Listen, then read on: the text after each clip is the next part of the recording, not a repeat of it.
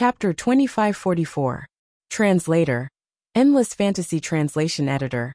Endless Fantasy Translation Translator. Endless Fantasy Translation Editor. Endless Fantasy Translation Translator.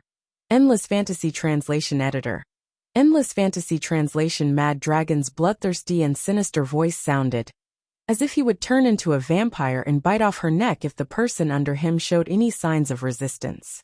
Mooing was thrown onto the bed by Mad Dragon. Her hands, which were struggling slightly, stopped struggling after hearing Mad Dragon's words.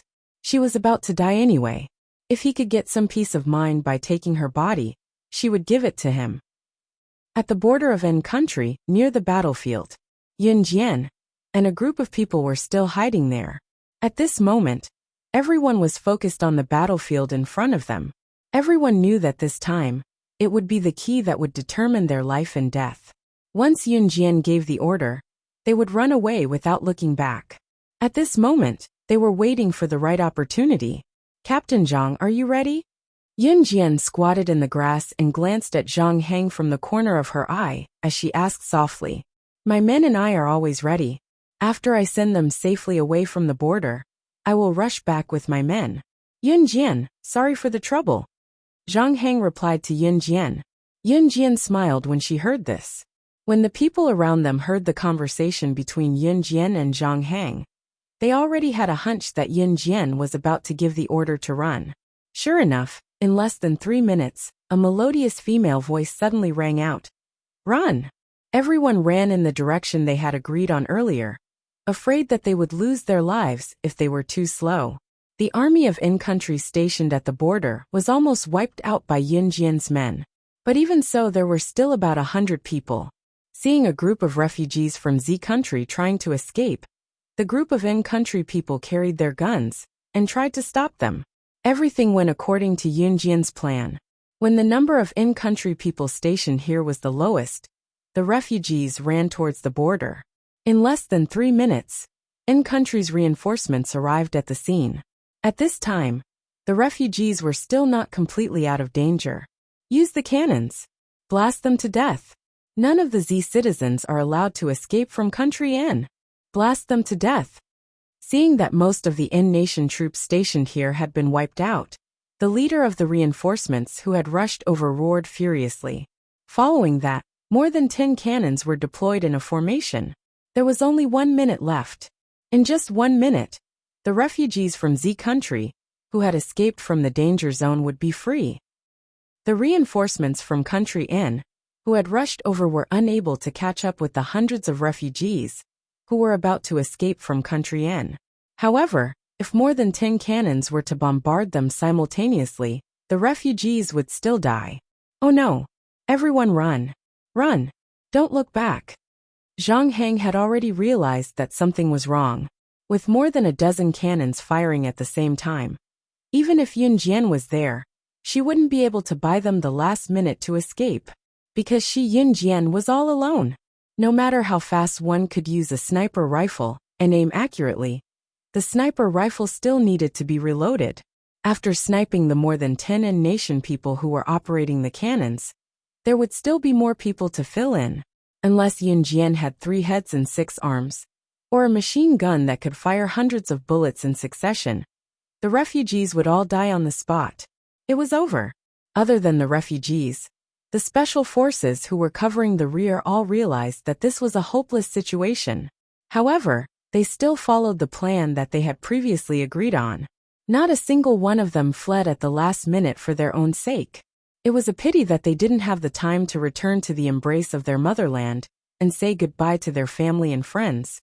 Just as all the special forces and the female military doctor, Zhang Meili, Wang Xuefei, and the others who were hiding in the mountains a few hundred meters away from here, and didn't leave country N with them, all thought so, more than 10 En nation people had already stepped forward, intending to operate the cannons to give the refugees and the special forces who were covering them the final blow. Tut tut tut tut tut tut. Just as everyone realized that it was hopeless, a series of sniper gunshots rang out one after another. The moment the gunshots rang out, the En nation people who were about to step forward to open fire were killed one after another. Everyone suddenly widened their eyes in horror. One had to know that Yun Jian was only holding a sniper rifle. A sniper rifle could only shoot in bursts and couldn't fire bullets in succession. However, the bullets fired from the sniper rifle were like a machine gun's continuous firing. Just as everyone turned their heads to look in surprise as they ran, they saw Yun Jian in the distance holding more than 10 sniper rifles that she had taken from Zhang Hang. She didn't even focus on the sniper spot. She carried both sniper rifles with both hands and killed the in-nation people who were about to step forward to open fire with one shot. Every lift and shot was accurate. After firing a few rounds of the sniper rifle, she picked up the other one. Her movements were so fast that there were no flaws. She used the sniper rifle's bursts to unleash the continuous firing of a machine gun. Who else in this world could do that? She was probably the best person in the world to use a gun. Top reading website, M. Chapter 2545.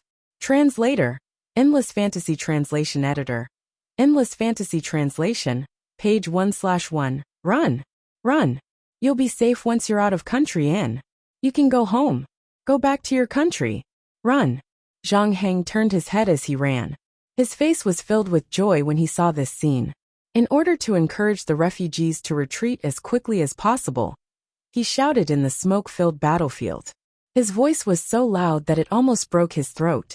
However, Zhang Heng's face was filled with joy. They had safely sent the refugees out of Country Inn's borders. These hundreds of refugees could finally go home. Walk another 100 meters, and someone will come to your aid. The people of Country Inn aren't stupid enough to chase us out of their own borders. Goodbye.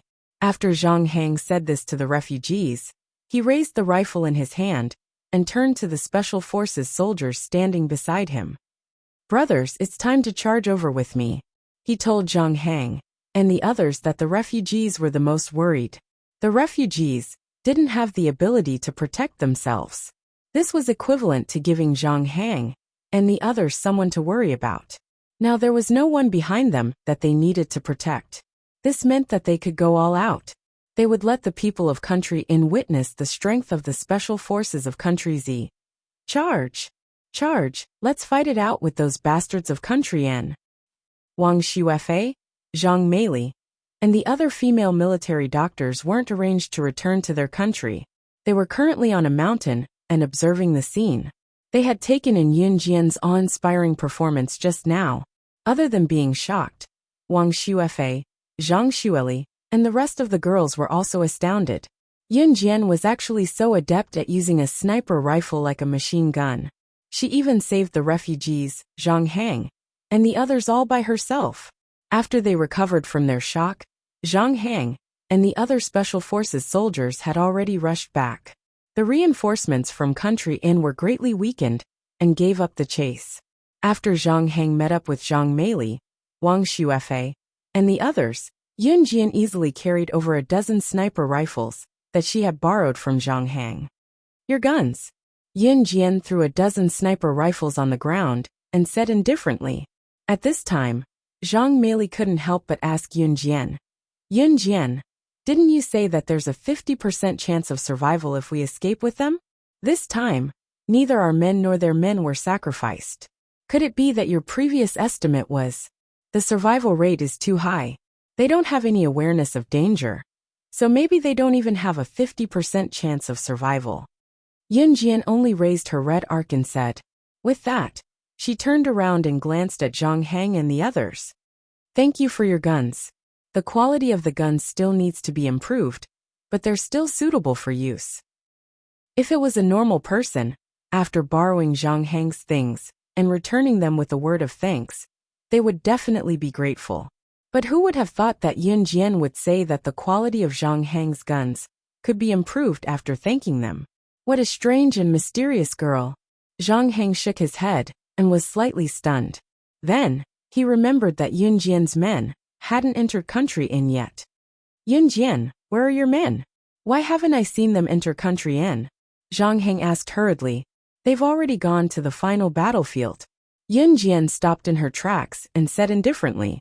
After sending off this batch of refugees, there was still the last batch of refugees. The habitat of that batch of refugees was the place where Yu Shaluo had lost his life. That was where the real country in troops were heavily guarding.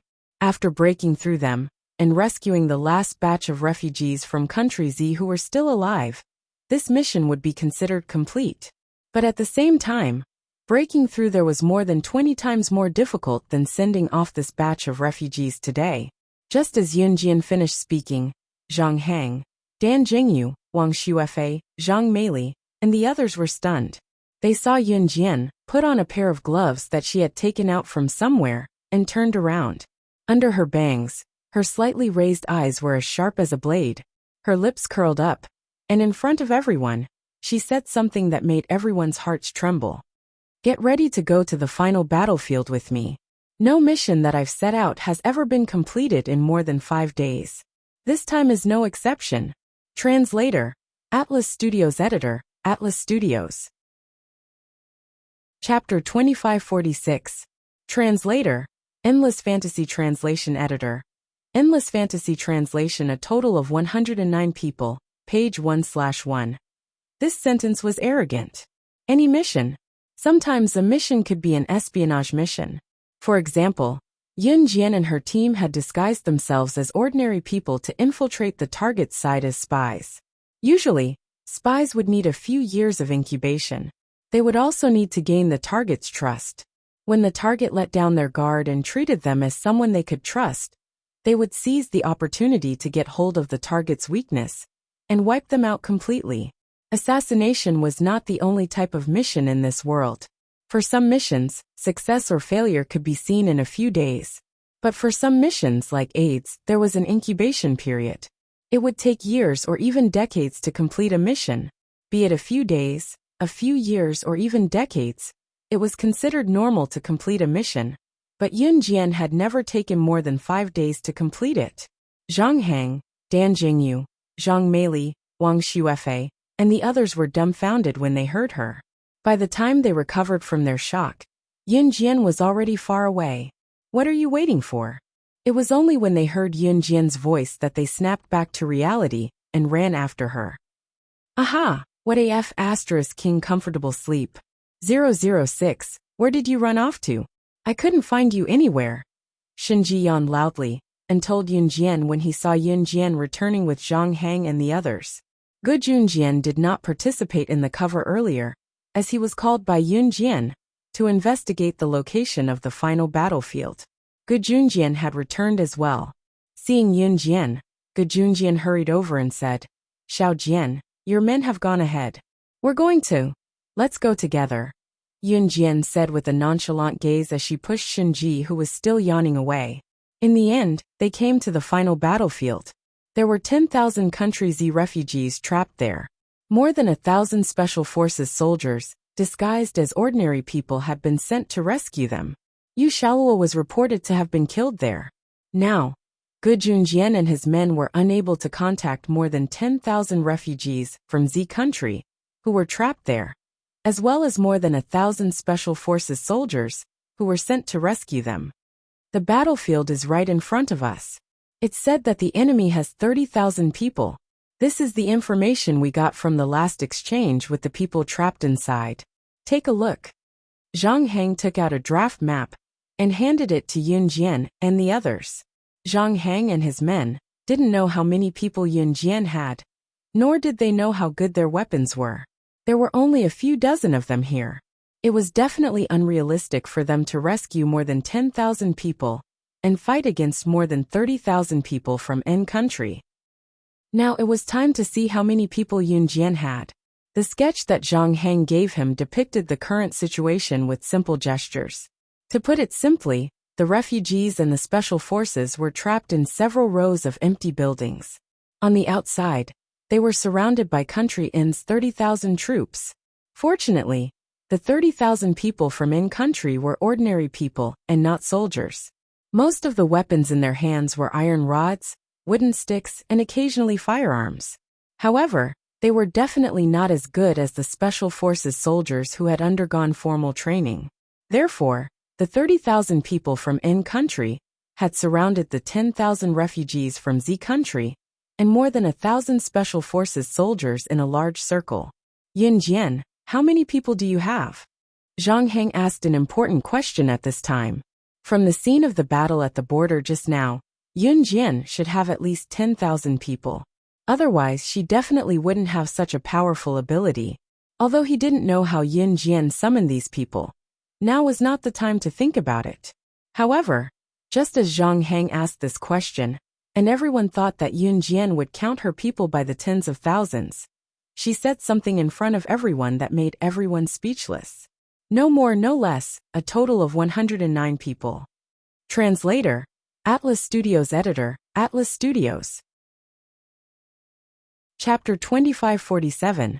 According to the battle between the two sides just now, Yun Jian's people had defeated thousands of N-nation soldiers stationed at the border with ease. She should have had tens of thousands of people to do it. But what did they hear? Really? 109 people? Yun Jian, you're not joking, are you? Dan Jingyu was stunned on the spot. He, who was usually calm and steady, was no longer calm. What kind of international joke was this? With 109 people, they easily wiped out thousands of N-nation soldiers stationed at the border. What? You're saying that on the battlefield just now, there were only 109 people who defeated N-nation's army and made them unable to fight back? Zhang Heng, who was usually calm and steady, was also stunned. What was even more shocking was, Yun Jian, are you planning to take these 109 people and a few dozen of us to fight against N-nation's 30,000 people? Zhang Heng immediately reacted and asked loudly, do we still have a way out? We don't even have 200 people combined. N-nation has 30,000 people. If each of us spit a mouthful of saliva, we'll drown. Zhang Meili also asked at this time, let's wait a few days.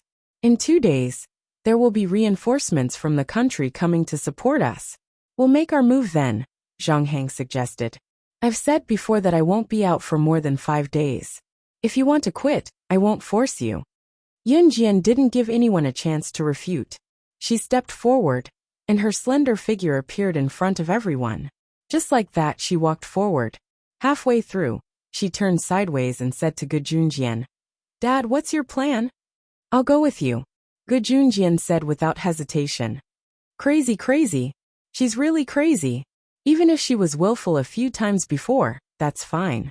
But now, she wants to fight against 30,000 people with only 100 people. Even if it's easy for 100 people to deal with a few thousand people at the border, this time, they have 30,000 people in their hands. She's obviously sending herself to her death. Wang Xuefei exclaimed in shock. Hearing this, everyone present was horrified. You're the ones who are going to die. Shinji couldn't help but retort when she heard Wang Xuefei's words. With that, Shinji didn't wait for Wang Xuefei's reply. She walked over to Yun Jian. 006, this is the feeling I want. I have killed countless people in my life, but I have never saved anyone. Today, for you, I will help you save people. With that, Shinji paused.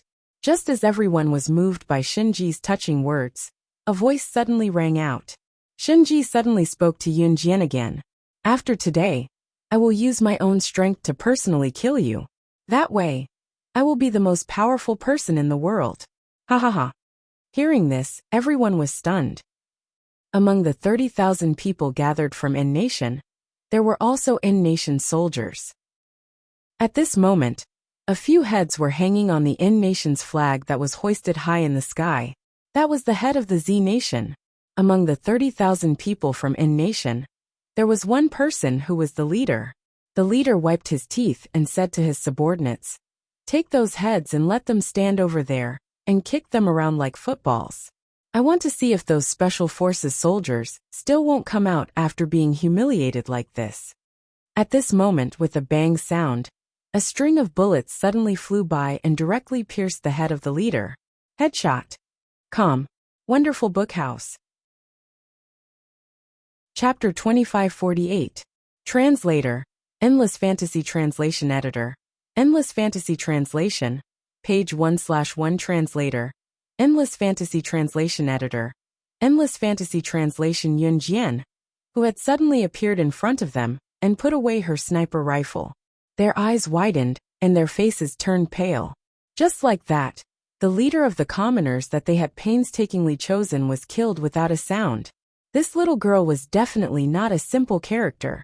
And she had also said, killing their leader was the first gift from the Kosha mercenaries. Kosha mercenaries? The internationally famous Kosha mercenaries? A middle-aged man who was standing beside the 30,000 Nigerians' leader, who was shot in the head by Yun Jian, exclaimed in shock. His legs were covered in thick black leg hair, and his stomach was so big that even his short sleeves could not cover it. This middle-aged man with thick black leg hair was the subordinate of the leader, who had been killed by Yun Jian. His name was Kalamantan. Kalamantan had followed the leader, who had been killed by Yun Jian, and bullied the Z people. He had organized the In people to gang rape women and humiliate the Z people. But in fact, Kalamantan had always wanted the position of the leader, who had been killed by Yun Jian. At best, Kalamantan was only a staff officer under the leader. But now that the leader was dead, Kalamantan was grateful to Yun Jian. Of course, this gratitude only included not killing her. Little girl, have you heard of this saying? In times of war, who cares if you are a member of the Kosha mercenaries? But since you have delivered yourself to us today, don't blame us for being rude. If you know what's good for you, you'd better come down yourself. We promise to torture you gently. As long as you serve us well, I promise you will not die, otherwise. Who cares if you are a member of the Kosha mercenaries? We can't even protect ourselves now. Who are you trying to scare? Kalamantan snorted a few times and stared at Yun Jian's body, which was wrapped in tights and pants. Kalamantan's promise to keep you alive was already the biggest favor. For Kalamantan and the others, the Z women they caught were usually gang raped on the street and killed directly. Oh, this woman is quite stupid. She used the Kosha mercenaries to scare us. The Kosha mercenaries are indeed powerful. If it was in the past, I would be afraid of them. But she doesn't look at our situation now. Our country is going to die. Who cares if she is a Kosha mercenaries? I am not afraid of them. Unless they are like the legends, they are as rich as a country, because they have the same military power as a powerful country. But is it possible? A person from in-country standing next to Kalamantan also laughed happily, and his tone was full of sarcasm. Woman, come down quickly if you know what's good for you. Otherwise you will suffer a fate worse than death later. I really want to have a taste of the women of the Kosha mercenaries. In-country was in chaos. The two sides were at war. At this time, the country was already torn apart. For the In people, the Kosha mercenaries were not even able to protect themselves now. It was uncertain whether they could survive until tomorrow. So when they heard Yun Jian's words, everyone was stunned. She was pretending. More than 10,000 Z people, and more than 1,000 special forces, were surrounded in rows of abandoned buildings by in-country's 30,000 people. A scout who went to investigate nearby and found Yun Jian quickly came back and reported the news to the leader of the more than 1,000 special forces. What? Only one person? And it's a woman? 2 days ago, our female special forces were sent out, and they were all humiliated to death like that. This time, I will definitely not let our Z people suffer the slightest bit of persecution. Brothers, follow me. When the leader heard the news, he was sitting on the ground with his eyes closed. At this moment he stood up from the ground with a whoosh, set up a rifle and walked out. Translator, Atlas Studios Editor, Atlas Studios. Chapter 2549. The scout was too far away, and did not hear what Yun Jian said clearly. However, he saw with his own eyes how Yun Jian fired her sniper rifle, and blew up the heads of 30,000 enemy soldiers. Captain, please wait a minute. If we go out now, what will happen to these 10,000 refugees? Every corner is guarded by the In-Nation people. If we bring people out, what if the In-Nation people take the opportunity to attack? Seeing that the captain was about to leave, the scout pulled him back and said with a bitter face. His words made the captain stop in his tracks. Yes, he could not joke around with the lives of these 10,000 refugees. Behind him were more than 10,000 refugees who needed to be protected. With a bang, the captain punched the wall and lowered his head in pain. Do I have to watch my fellow countrymen who came to rescue us be humiliated to death again? You saw how Comrade Liu Xiaohong died back then. Those bastards, they actually. The team leader couldn't bring himself to say the rest of the words. The special forces also knew how to feel heartache. They were people of flesh and blood. They were not emotionless machines. And Captain Liu and the rest. At this point, the captain had already grabbed his head and slowly squatted on the ground. When the others heard the captain's words, they did not say anything else. For the past few days, their people had been guarding nearby. Once the in-nation people made a move, they would defend and prevent them from entering the temporary safe zone. However, there was no source of food. Therefore, the captain had to send people to secretly transport the food in. Comrade Liu Xiaohong, Captain Liu and the rest were caught by the in-nation people when they were secretly transporting food. Captain Liu and the rest were beheaded on the spot. Only their heads were hung high on the in-nation flag. As a female comrade, Liu Xiaohong was gang-raped to death by thousands of in-nation men. It was a great humiliation. As for Yu Shaluo, he was caught and beheaded when he was secretly transporting food with Captain Liu and the rest. That was all the news that the captain had heard. Captain, we will leave some people here to defend. Team 1 will go out to rescue them. How about that? Seeing the captain's pained expression, the special forces beside him did not feel good either. At this moment, a special forces soldier suggested. Okay. The team leader grabbed the rifle and stood up. Just as the team leader was about to lead them out, one of the refugees who had heard the news, an elderly woman, walked over to stop him. Captain Fan, you can't just leave us here. Captain is only saving people. He won't abandon you. The special forces soldier, who was standing beside Captain Fan just now, replied. But what if the people from in-nation rush in again?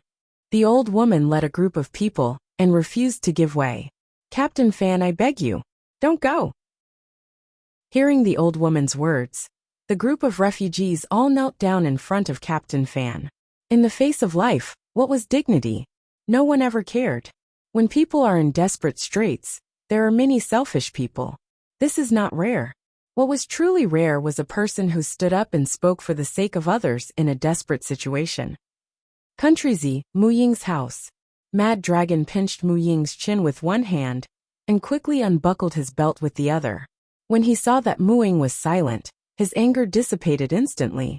The next moment, he suddenly hugged Mu Ying, who was lying silently on the bed, and begged Mu Ying in the most belittling tone he had ever used in his life. Ying, my silly girl, what's wrong with you? What happened? Can you tell me? Let's solve it together. As long as you don't leave me, I will do anything you want. If you don't like my profession, then I will quit the assassin circle. If you don't like me, I can change. Just don't leave me. Calm. Wonderful Book House. Chapter 2550. Translator. Endless Fantasy Translation Editor.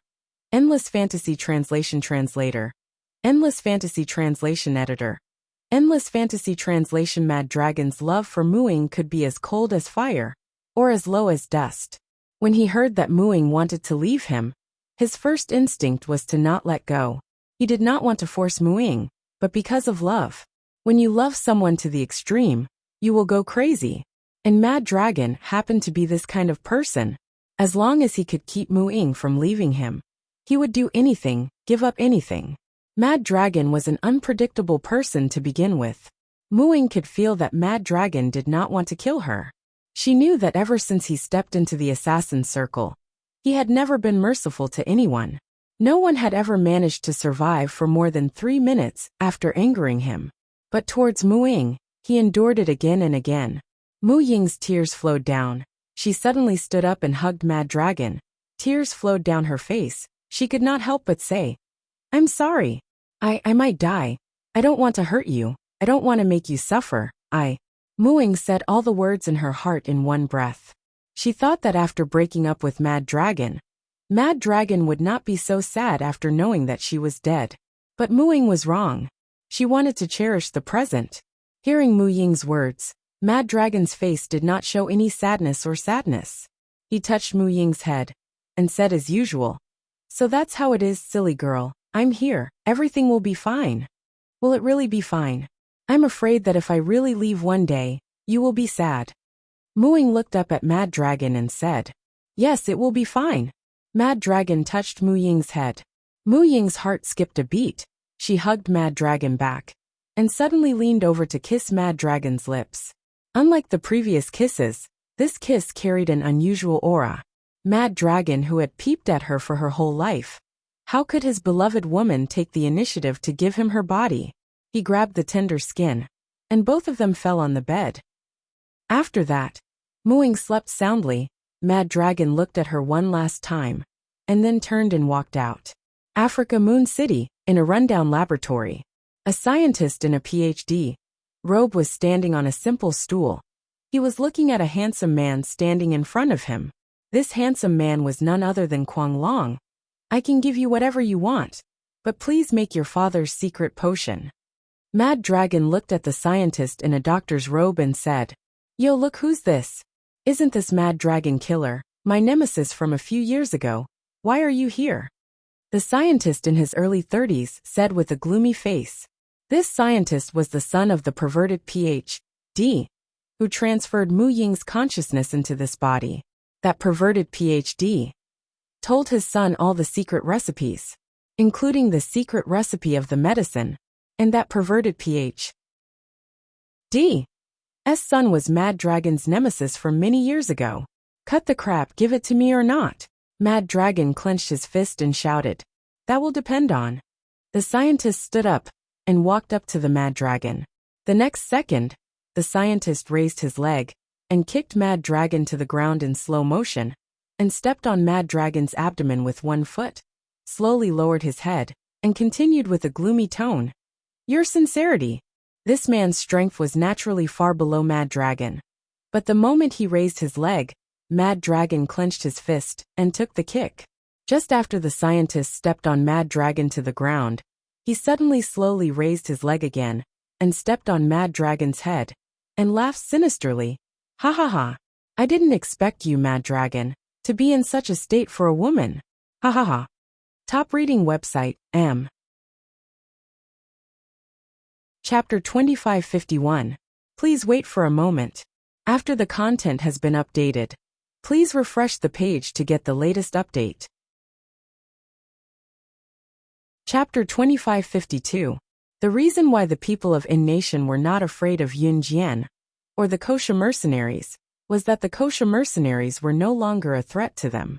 There were indeed international rumors that the military reserves of the Kosha mercenaries were comparable to that of a powerful country, and their wealth was comparable to that of a country. However, that was just a legend. Moreover, the In Nation was in chaos, and they could not even protect themselves. It was still unknown whether they could survive until tomorrow. Who would care about the Kosha mercenaries? Moreover, what kind of military reserves could be comparable to that of a powerful country? What kind of wealth was comparable to that of a country? The Kosha mercenaries could send out assassins to carry out assassination missions. That was indeed impressive. However, they had 30,000 people. Why should they be afraid of the Kosha mercenaries? However, it was not until all the tall buildings and buildings that were temporarily occupied by the In Nation people collapsed in less than 3 minutes. Other than the surrounding area where the Z Nation refugees were located, the rest of the places were all bombed to the ground by gunfire that came out of nowhere. This truly posed a threat to their safety. This group of In Nation people who were originally fearless and did not even care about the Kosha mercenaries. Now they were completely flustered. You. Kalimantan pointed at Yun Jian with a trembling finger. His face looked as if he had eaten dog poop. Really?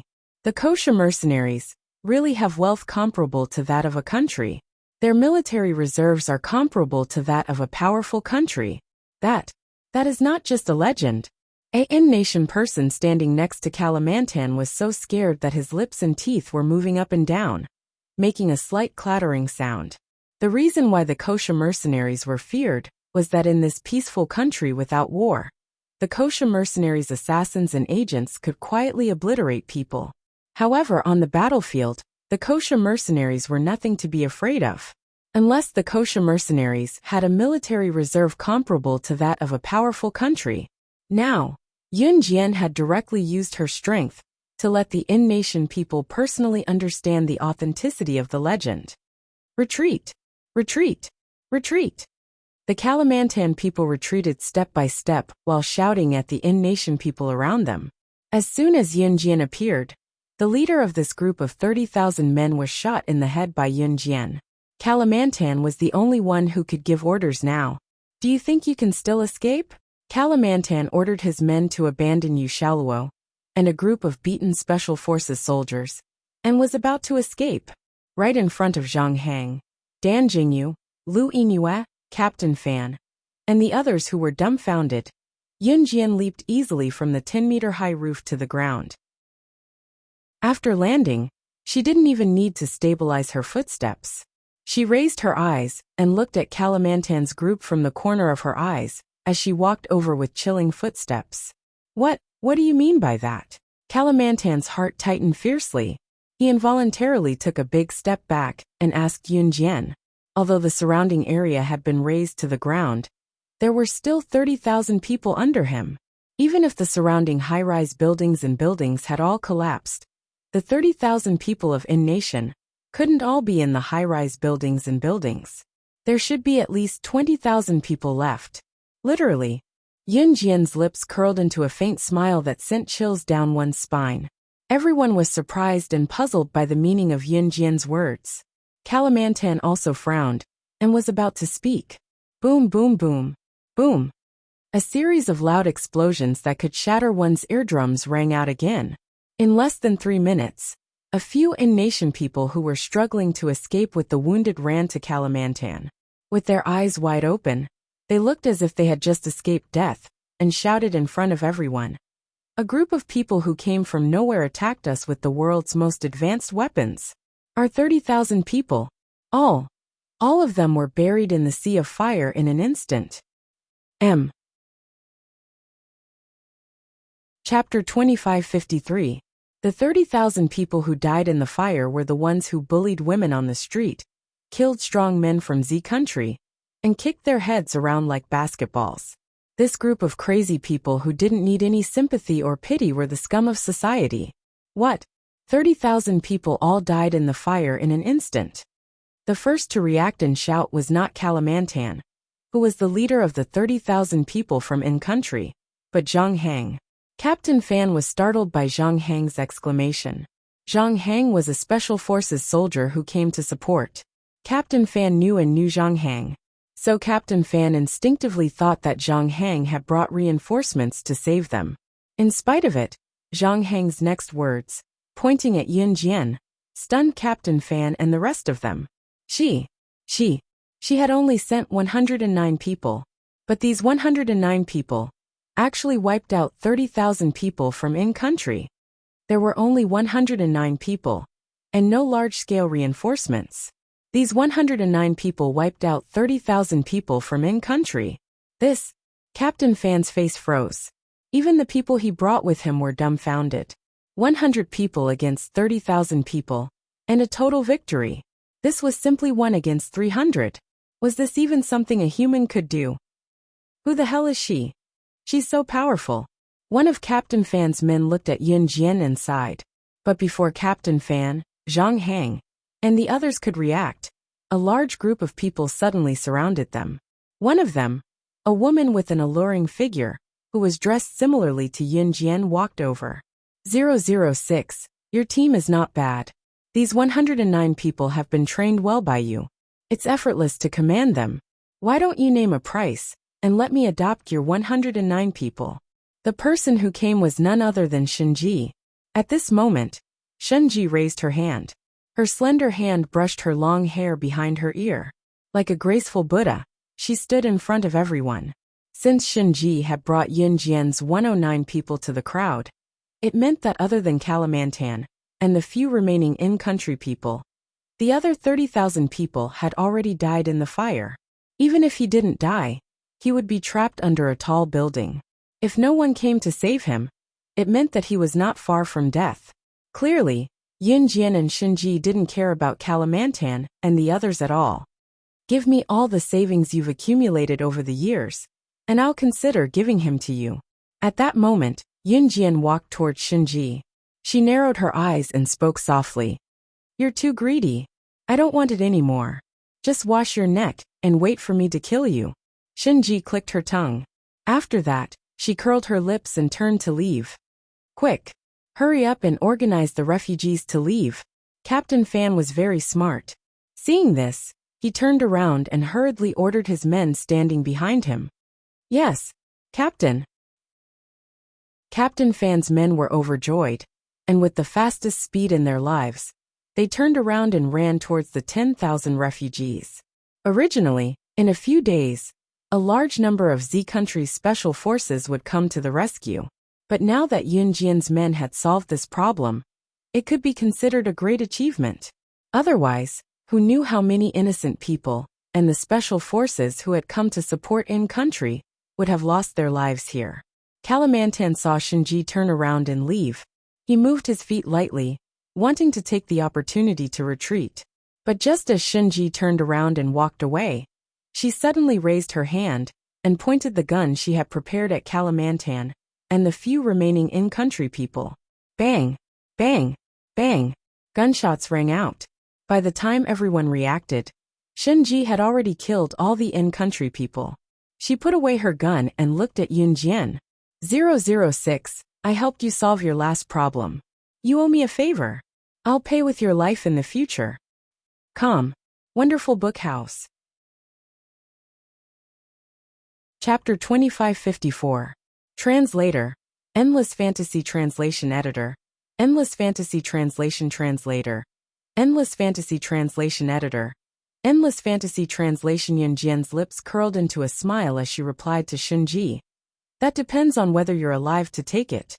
Shinji wiped her pistol with a hand, as if she did not use it to kill Kalamantan and his men. She turned to wave at Yunjian, and left after a while. Yunjian didn't even bat an eye at the death of Kalamantan and the others. Any normal girl would have been scared by such a scene. Yunjian wasn't a normal girl, but as a Special Forces soldier, she wasn't shocked by Shinji's actions at all. It was as if they were used to death. Zhang Hang, Captain Fan and the others couldn't help but look at Yunjian. "You, who are you?" It was Captain Fan who asked Yunjian in shock. She could even order the kosher mercenaries. Who was she? And that woman just now, what was her relationship with her? "You can go now." Yunjian didn't reply to Captain Fan immediately. Instead, she spoke to the 109 kosher mercenaries. In less than a minute, all 109 of them disappeared without a trace. Yunjian took out a forged contract from her pocket, crumpled it into a ball, and threw it in front of Captain Fan. Captain Fan was no slouch, as he caught the ball of paper that Yunjian tossed over with a raise of his hand. He opened the ball of paper and read it. "So you hired the kosher mercenaries. You even used the name of the kosher mercenaries. No wonder." After reading the forged contract, Captain Fan heaved a sigh of relief. But those 109 people should be the elites of the kosher mercenaries. "How much did you spend to hire them?" "I'll reimburse you later," Captain Fan asked Yunjian. Captain Fan, Zhang Hang and the others were waiting for reinforcements to arrive in a few days, and then save the refugees in one go. This way sacrifices were inevitable. Now that Yunjian had intervened, the number of sacrifices would be greatly reduced. This was a good thing for Captain Fan, Zhang Hang, and Z Country. "No need." Yunjian didn't say anything else. She pursed her red lips and left the place first. Looking at Yunjian's receding figure, Yu Shaluo, who was lying on the ground and almost breathed his last due to the in-nation's torture, slowly closed his heavy eyes. Yu Shaluo's legs had been broken during the few days he had been captured by the in-nation people. The in-nation people had burned his skin to a crisp, and the flesh beneath his skin could be seen clearly. Yu Shaluo had also been subjected to many inhumane tortures over the past few days.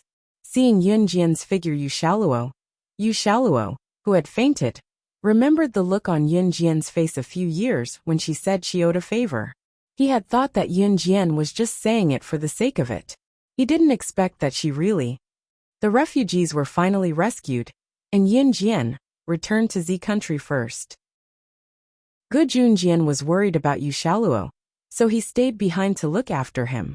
The days passed quickly, and in the blink of an eye, it was the day before Yun Jian and Si Yi's engagement party.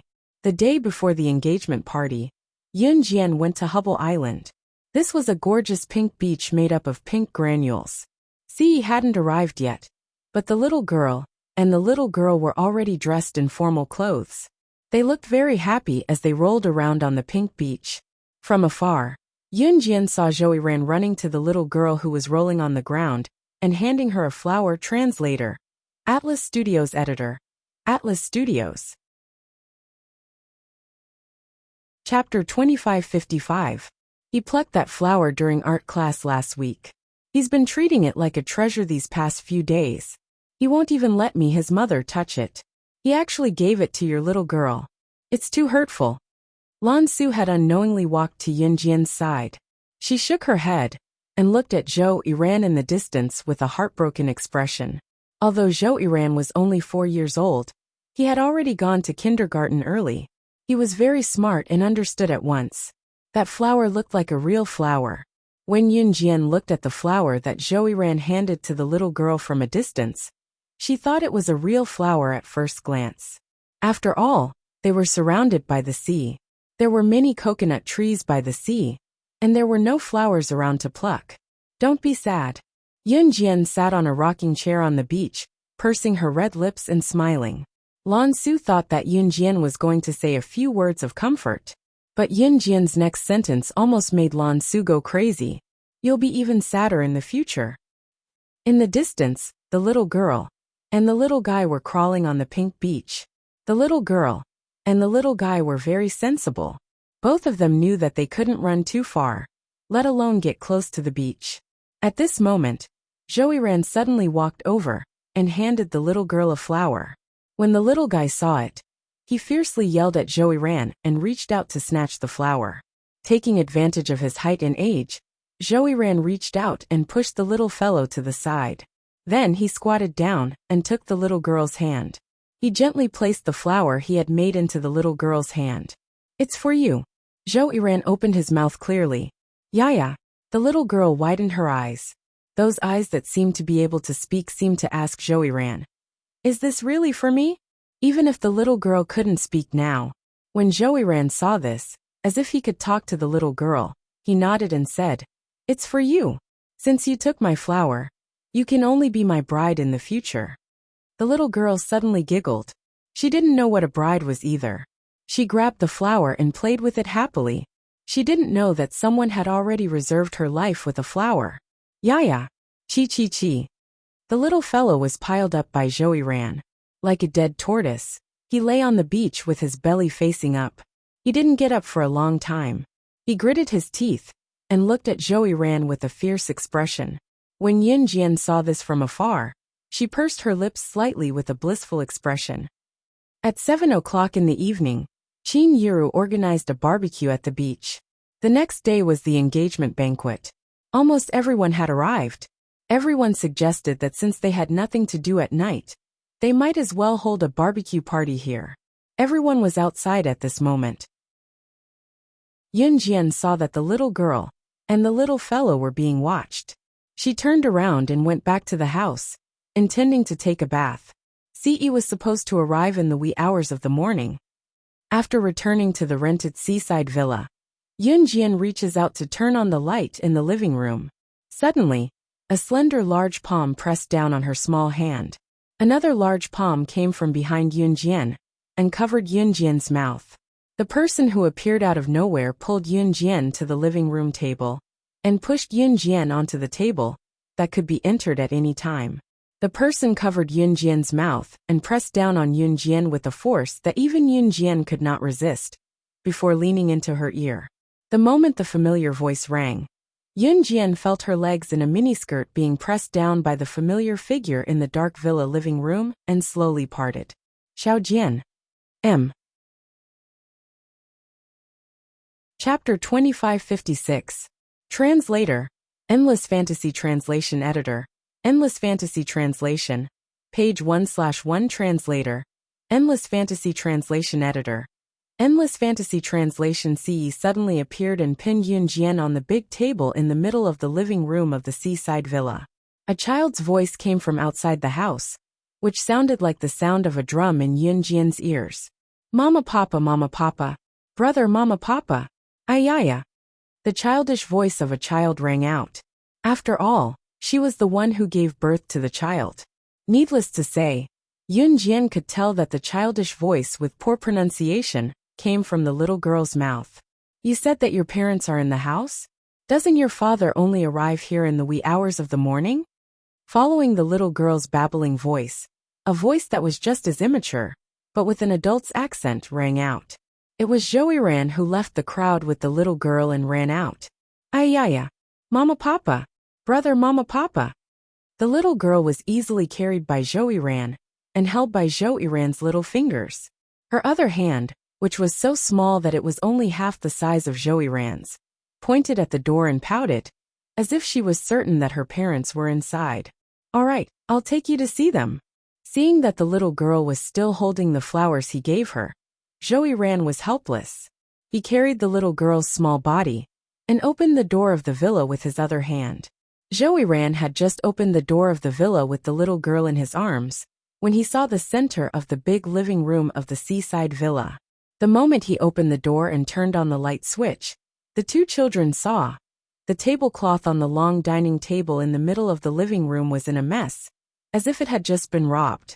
There was a floor-to-ceiling window in the distance, from which one could see the boundless sea, but someone had used a remote control to draw the curtains. Mama, Papa, ha ha ha. The little girl suddenly clapped her hands. Joey himself was still young. He was only 4 years old. When the little girl clapped her hands, her body swayed. He almost couldn't hold the little girl steady, but in the end, he still comforted the little girl. There seems to be someone behind the curtains. Let's go over and take a look. Joey comforted the little girl and carried her over. It had to be said that Joey perception was very sensitive. He carried the little girl and walked step by step towards the curtains in front of the floor-to-ceiling windows. Walking to the curtains of the floor-to-ceiling windows, he reached out with his free hand and pulled the curtains open. At this moment, 2 shadows flashed past the floor-to-ceiling window in front of them. Creak, creak. Outside the window, 2 coconut trees were swaying in the wind. The 2 shadows that resembled humans turned out to be an illusion caused by the collision of the trunks of 2 coconut trees. Joey put down the curtains and carried the little girl out. The barbecue should be done. Let's go out and eat. Your parents shouldn't be at home. Ah, Papa Mama Yaya. The little girl was unconvinced and called out again. The 4-year-old Joey reached out and rubbed the little girl's head. His face was clearly young, but it was slightly serious and steady as he said, "Wifey be good." Yeah. It was as mysterious as a mystery. When the little girl heard Joey's words, she was originally noisy, but now, she really stopped making a fuss. Not long after, Joey brought the little girl and left this place.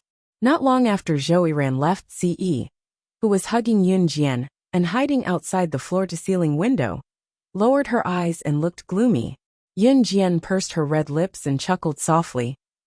On the beach, Adam, who had picked up a mutton skewer and was about to eat, suddenly received a text message from CE. There was only one simple and crude sentence in the text message. After attending the engagement party, immediately take your son and scram to the Amazon. You're not allowed to come back before the new year. Top reading website, M. Chapter 2557. When Adam saw this message, he spat out the mutton skewer in his mouth onto the ground. He wiped his mouth and eyes and looked at the message from the young master. 3 seconds later, Adam cried out innocently, "What's wrong with me now? Joey come out, you stinking brat. Look at what you've done this time." He just carried Yuan out to play, Lansu suddenly said as she took a bite of the barbecued sausage and crossed her slender legs. Once Adam heard that his idiotic son had gone out to play with CE's darling again, it was obvious that something serious must have happened. Adam slapped his hand on his head, looking helpless for the first time. Dang, Your son is just like you, peeing on Tiger's head every day. Shuang suddenly hooked his arm around Adam's shoulder and affectionately called him by his new nickname. Shui Ying's new nickname for Adam was Dang Dang, in return for the nickname Wang Air that Adam used to call him. Scram, scram, scram. Brother Wang Air. Adam slapped Shui Ying's hand away from his shoulder and said angrily. However, everyone knew that Adam's fierce tone was purely a joke with Shui Ying. Ha ha ha. When Shui Ying heard Adam's words, a joyful smile appeared on his handsome face. However, the deep scar on his neck looked a little sinister. In the end, Yun Jian took a quick shower and came out of the room with Ce. Papa! When she saw Ce, the little girl rushed over. Zhouyiran couldn't hold the little girl in the end. He was afraid that she would fall. So he squatted down and put the little girl down on a clean beach. As soon as the little girl landed, she crawled over to Ce like a little loach. Normal children usually started learning to walk at the age of 1. The little girl were only 6 months old. So Ce didn't let them learn to walk early for fear that they would fall. However, the little girl could already stand up by holding onto the stairs and railings. The little girl could also stand up by holding onto objects if someone helped her. However, she still crawled normally. Furthermore, the speed at which it crawled was extremely fast. Ce bent down and picked up the little girl before Yun Jian could. Mama! The little girl looked up at Yun Jian and Ce's arms. When Yun Jian heard this, she pursed her red lips and walked over. The little girl held Yun Jian's hand and bent down to hold Ce's hand, and then placed Yun Jian's hand in Ce's large hand. Hee hee. When the little girl saw this scene, she happily clapped her hands and shouted. Of course, the little girl couldn't hold Yun Jian's and Ce's hands by herself. Of course, Yun Jian and Ce doted on the little girl and would naturally do as the little girl asked. This little girl has turned into a spirit. Haha. Speaking of which, young master, please forgive me. Sending me to the Amazon or something like that. Or, Adam walked over and laughed out loud. However, just as Adam said this, he was frightened by Ce's sidelong glance. Cough. Rascal, come with me. Young master. I'll definitely teach this rascal a lesson when we get back. Adam walked over and grabbed Zhouyiran. Then he left as if he was escaping. Only then did Ce's deep brows slightly relax. As soon as he turned around, the little girl used her completely powerless hand to hold onto Ce's head. Then, she used her other hand to hold onto Yun Jian's head. She even shouted happily. Papa! Mama! Kiss kiss! Kiss kiss! Chapter 2558. Translator. Endless Fantasy Translation Editor. Endless Fantasy Translation. Qin Yura's mother called her old friend. Page 1/1. The little girl used all her strength to knock Ce's head against Yun Jian's head. Yun Jian's face was flushed red. Qin Yuru, Gejunjian, Shui Ying, Lin Wei, Imo Sun, Luo Mei, Lan Su, and everyone else were standing around them. Moreover, the people around them were all looking at them. When Qin Yuru saw this scene, she suddenly remembered that not long ago, the little girl had held a photo of the family of 4 with Yun Jian, Ce, and the little girl. In the photo, Yun Jian and Ce were folded so that they were kissing. She was really a mischievous child. She knew everything. Who was the one who taught him that? Seeing this scene, even Qin Yuru was a little shy. Qin Yuru hurried over, clapped her hands, and coaxed the little girl in a coaxing voice. Yuan, come. Granny will carry you. Your brothers have all gone to the beach to ride the waves. Granny will take you to play with them. Come. No. Kiss kiss. Kiss kiss. Sob sob sob. Papa, Mama, kiss kiss. I want a kiss. The little girl spoke in a voice that was not very accurate, as if she understood Qin Yura's words. She shook her head violently, as if she was going to cry if she did not listen to her. The little girl's request was really too embarrassing. Yun Jian really did not know whether to move or not to move. Just when everyone thought that Ce would reject the little girl's request and throw the crying little girl into Qin Yura's arms as usual, Qin Yuru carried her away. Ce carried the little girl with one hand and pressed the back of Yun Jian's head with the other hand in front of everyone. He bent down and kissed her seductive little mouth. This scene happened very suddenly. Everyone was stunned. When they came to their senses, they all screamed. Oh! He kissed her. He actually kissed her in front of everyone. Young master. Young mistress. Young master. Young mistress. Adam led the crowd. Just as he shouted this, Lan Su hit him on the head. Go home and kneel on the washboard if you want to create more atmosphere. This was indeed effective, as Adam quickly shut his mouth. After being kissed by Si Yunjian, the next minute felt like a century. Her face was flushed red, and her cheeks were a little soft. Until Si released hers on her lips were her translation. Her until her was her translation her, until her was translation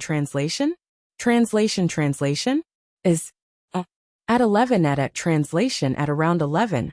At translation translation translation translation translation translation translation translation translation translation translation translation translation add-on translation translation and buses at. It was Emo Buffon and the others from the Martial Arts Society, Xinjiang Town's Lu Fian, Chen Sini, Zhang Xiaofeng Lingichen, the remaining 6 members of Team Monarch, T-Rex Squad, Most Awesome Squad, and Captain Lu Chung were all here. As for the Kosha mercenaries, they were not here yet.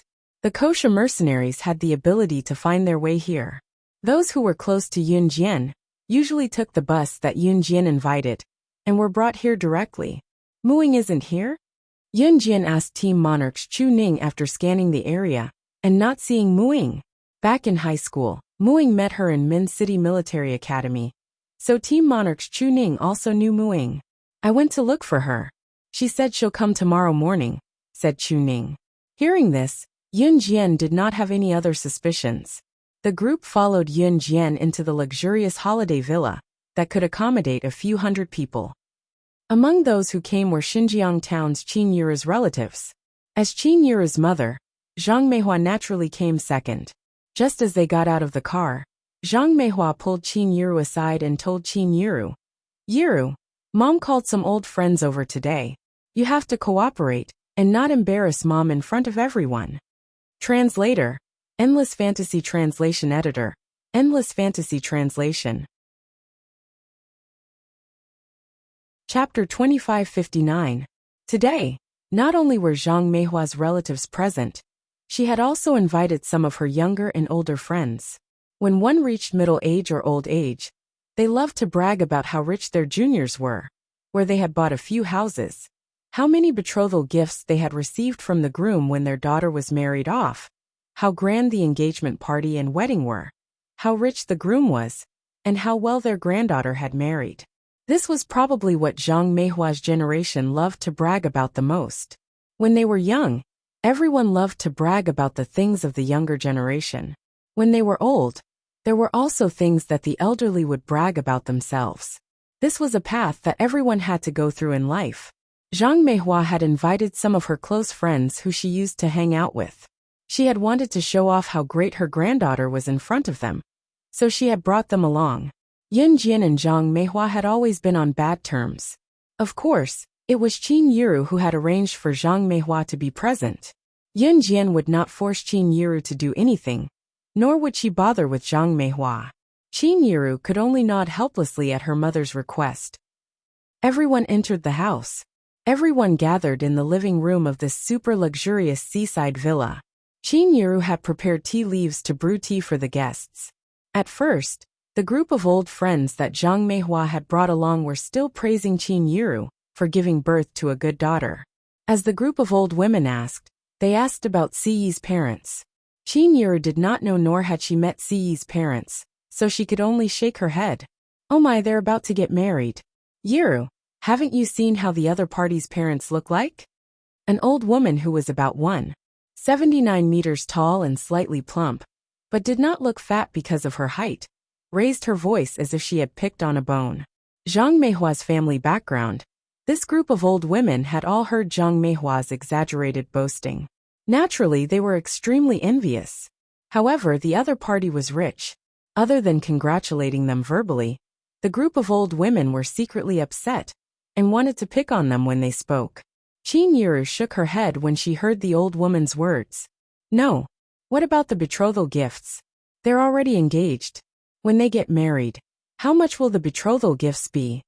The old woman who was 179 meters tall asked again, after hearing Qin Yuru's words. After that, the old woman paused. Without waiting for Qin Yuru's reply, she continued. Yuru, your daughter is the director of new cruise. She's filthy rich. Without a betrothal gift worth tens of millions, I'd like to see who can marry your daughter. In this day and age, it's not enough just to be good-looking. In the future, the woman will earn money while the man relies on his looks.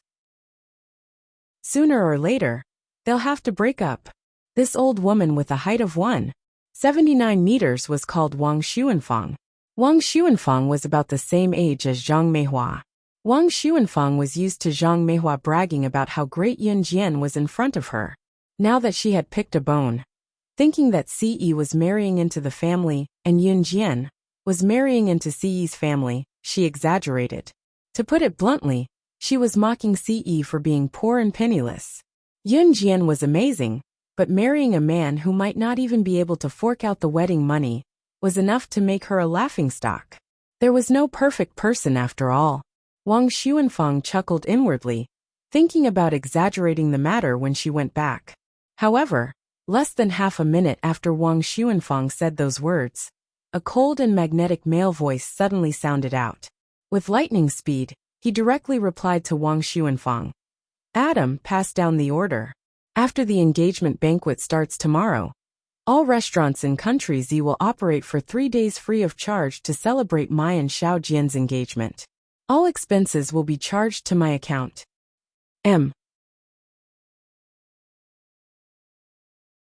Chapter 2560. Translator. Endless Fantasy Translation Editor. Endless Fantasy Translation. All his money to her. Page 1/1. The magnetic male voice rang out suddenly. Other than Wang Xuanfang, the other old ladies sitting in the living room of the luxurious holiday villa were chatting with each other in delight before a sumptuous feast.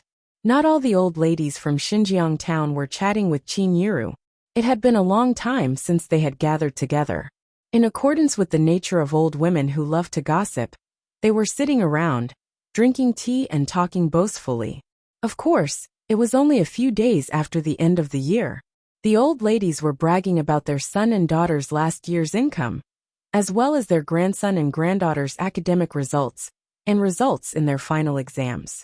Wang Xuanfang had thought that no one was listening to her, so she spoke to Qin Yuru in a tone that she thought was considerate of Yun Jian, who knew that right after Wang Xuanfang's last sentence about Yun Jian and Ce's falling apart sooner or later, Ce's reply was like a slap to Wang Xuanfang's face. As soon as he finished speaking, everyone present was completely stunned. Yes, young master. It was only when Adam put away his frivolous smile and nodded at Ce as he walked out of the luxurious holiday villa to arrange the matter that everyone snapped back to reality. Oh, all the restaurants in the country will be open for free for 3 days. How much will this cost? Wang Xuanfang was stupefied. Her rosy cheeks were now glowing white as she listened to Ce's words. Wang Xuanfang didn't know how to react for a while. Sitting next to Zhang Meihua was a short old woman with yellowish skin and obvious wrinkles on her face that had been crushed by the passage of time. She was a little tanned. She was a shrewd and frightened old woman. All the restaurants in the country will be open for free for 3 days. Let's not talk about the whole country. Even in Longmen City, it'll cost at least tens of millions to open for free for 3 days. In Jia province, it'll cost at least hundreds of millions. It might even cost billions. If it's the whole country, then. The short old lady's name was Rong Jiaoxian. She was almost 60 years old and was considered ugly among the group of old ladies. Rong Jiaoxian was a primary school teacher when she was young. She had a pension after retirement, so she was considered more authoritative among the group of old ladies and had led a decent life. She was considered a cultured person at best, but teachers who were usually fierce to their students when they were young were full of wrinkles when they were old. Rong Jiaoxian was one such example. What? Billions? When Wang Xuanfang heard the number of billions, she had already stood up with a swoosh. Her eyeballs were about to pop out of their sockets. and her face was green and purple. Is this your province? Rong Jiaoxian said. Is your province? The 2004 population in 2004 was even was is translation is translation translation was translation is was. I didn't know your son-in-law was so rich. But even if he's rich, he shouldn't be spending it like this. Ask him to take back his plan. No matter how rich he is, he'll go bankrupt if he spends it like this. Moreover, it's just an engagement. Can your daughter withstand such a grand occasion? Wang Xuanfang spoke to Qin Yiru after she recovered from her shock. She was trying to get Qin Yiru to talk Ce out of it. Wang Xuanfang had thought that Ce was not good enough for Yunjian earlier, but now, she felt that Yunjian was not worthy of Ce marrying her with such a grand display. Moreover, Ce would probably go bankrupt if he did this. He might as well give them more in return if he had so much money. However, Wang Xuanfang did not have the time to finish her sentence. Just as Wang Xuanfang said that, Shuang slammed his phone on the table without waiting for Ce to step in. He glanced at Wang Xuanfang from the corner of his eye and repeated what Ce had told him earlier. All restaurants in Country Z will be open for free for 3 days. You'll only need to spend 10 days of my young master's income. Young master's betrothal gift to young madam is that all the money and assets in young master's account will be given to young madam. Not a single cent will be left. Translator, Endless Fantasy Translation Editor, Endless Fantasy. Chapter 2561. Translator, Endless Fantasy Translation Editor, Endless Fantasy Translation Translator, Endless Fantasy Translation Editor, Endless Fantasy Translation. He would give her all of his money. Betrothal gifts were usually given by the groom to the bride. Usually, if the bride was having a hard time, she would keep some of it. Otherwise, she would return it all to the groom.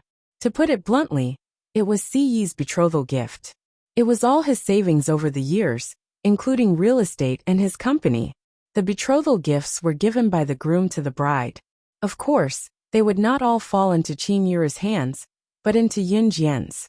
If Yunjian's family, Qin Yiru's family, was having a hard time, Qin Yiru's family would keep some of Ce's betrothal gifts. If Qin Yiru's family was having a good time, Ce's betrothal gifts would be returned in full. The more betrothal gifts the groom gave, the more glamorous the bride's wedding would be.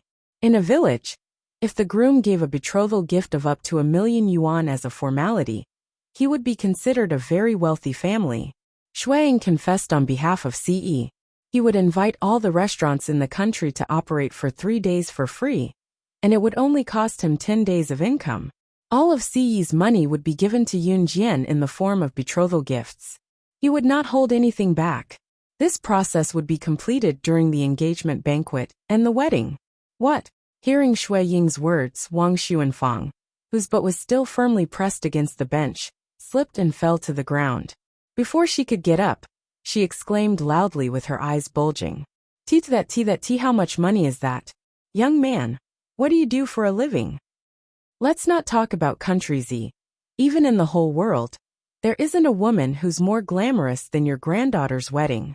Rong Jiaoxian, a primary school teacher, rolled her eyes and almost fainted from shock. Zhang Meihua's face stiffened as well. As the director of new crews, Yunjian had already given Zhang Meihua a lot of face. Zhang Meihua already felt that at Yunjian's level, she would not be able to find a man of Yunjian's age who was more outstanding than her. She had thought that Ce's wealth could not compare to Yunjian's, but Zhang Meihua was smart. She knew that she did not have a good relationship with Yunjian, so she did not dare to say anything about Yunjian's matters. Who would have thought that Ce's wealth had reached the pinnacle of perfection? Moreover, such a rich, powerful, handsome man was willing to give all of his wealth to Yunjian? In this world, who else in the world could do that? Men were with the rich translation once, and Yunjian Zhang? What about Ce? He was willing to turn all of his wealth into a rare treasure called love. He would rather turn from the richest man in the world to a poor man with nothing in his pockets to give her that rare treasure called love. The group of old women present had lived for nearly a lifetime. They were used to seeing couples break up. After getting married, they were still on guard against each other. They were also used to seeing people cheat on each other. In the end, they would break up and even see each other as mortal enemies. However, they had never seen a young man like Ce. He did not say, "I love you," to Yunjian in front of everyone from the beginning to the end, nor did he show excitement at the engagement banquet and wedding that outsiders could see even if they did not want to see it, unlike other young people. However, he was willing to give Yunjian the wealth that others could not afford. He did not even bat an eyelid. There was no lack of rich men in the world, but a man like Ce, who could give all of his wealth to Yunjian when he already had it all, was a rare treasure in the world. He was using his actions to tell everyone present that he and Yunjian were going to spend the rest of their lives together. A pair for the rest of their lives. Never to leave. Translator, Atlas Studios Editor, Atlas Studios. Chapter 2562. The engagement party was on the second day. It was already 11 p.m., and it was getting late. They still had to wake up early the next day. Yunjian and Ce, as well as most of the guests of the engagement party, had gone to bed early. The stars filled the sky, as if signaling the end of the old era and the beginning of a new era. Huff, huff, huff. It was a different kind of night. Ce Luo was holding a heart-shaped wooden stick used for blowing bubbles. She dipped the stick in the bubble solution and blew bubbles at the stars and moon in the sky. "It's so cold outside. What are you doing here?" Shuang walked out and saw Ce Luo sitting alone outside, blowing bubbles with a wooden stick that he had made. He walked over and grabbed Ce Luo's arm, wanting to bring him into the house. "I miss home. I want to go home." Ce Luo, who was usually weak, used her other hand to push Shui Ying's hand away as she spoke expressionlessly. However, her pouting lips made Shui Ying's heart skip a beat. Ce Luo had never mentioned her home. Shui Ying had never asked about it either. Seeing Ce Luo's upset expression, Shui Ying reached out to hold her hand. "Then I'll bring you home." "Not our home. It's my home. I want to go home." Sister Yunjian and the rest are so happy. I'm really happy for Sister Yunjian. But I want to go home. I want to go home where Daddy and Mommy are still around. But why is it so hard? Why was I so disobedient when I was young? If I knew that I would never see them again, I would definitely be obedient. I would definitely be very obedient. This time, Ce Luo did not let go of Shui Ying's hand. She slowly squatted down and hugged her head. When he first met Ce Luo, she was very innocent. However, her innocence was just to cover up the fear and dread in her heart. When I was 13, Daddy's business enemies came knocking on our door. They hired assassins to kill our entire family. I was stuffed under the bed by Mommy. I didn't dare to make a sound. I just watched as my family fell into a pool of blood. I was disobedient when I was young. When I was 6 or 7, life at home wasn't so good. Back then, Daddy and Mommy would wake up before 3 in the morning so that they could eat every day. They went out to sell newspapers and pick up trash. Life at home was too hard. I didn't know how to behave. My family's expenses were not enough to buy me a doll. So Daddy went out to sell blood and bought me a doll. I was so happy back then. After that, Daddy's business and business. I've always thought that Daddy and Mommy, Daddy and Mommy, Daddy and Mommy, Daddy and Mommy. At this point, Ce Luo's body trembled violently. She paused for 2 seconds before continuing. When I saw Sister Yunjian and Mommy Daddy and Mommy Daddy and Mommy Daddy and Mommy Daddy and Mommy Daddy and Mommy Daddy and Mommy Daddy were so happy. But now, even looking at them and talking to them is a luxury. I really regret it. Ce Luo's innocence was half an act.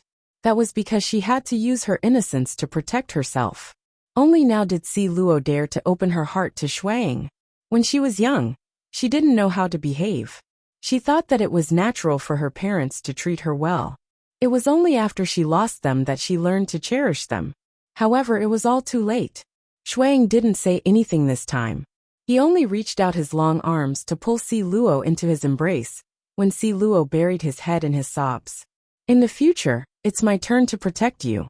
My kindness to you is something you should accept."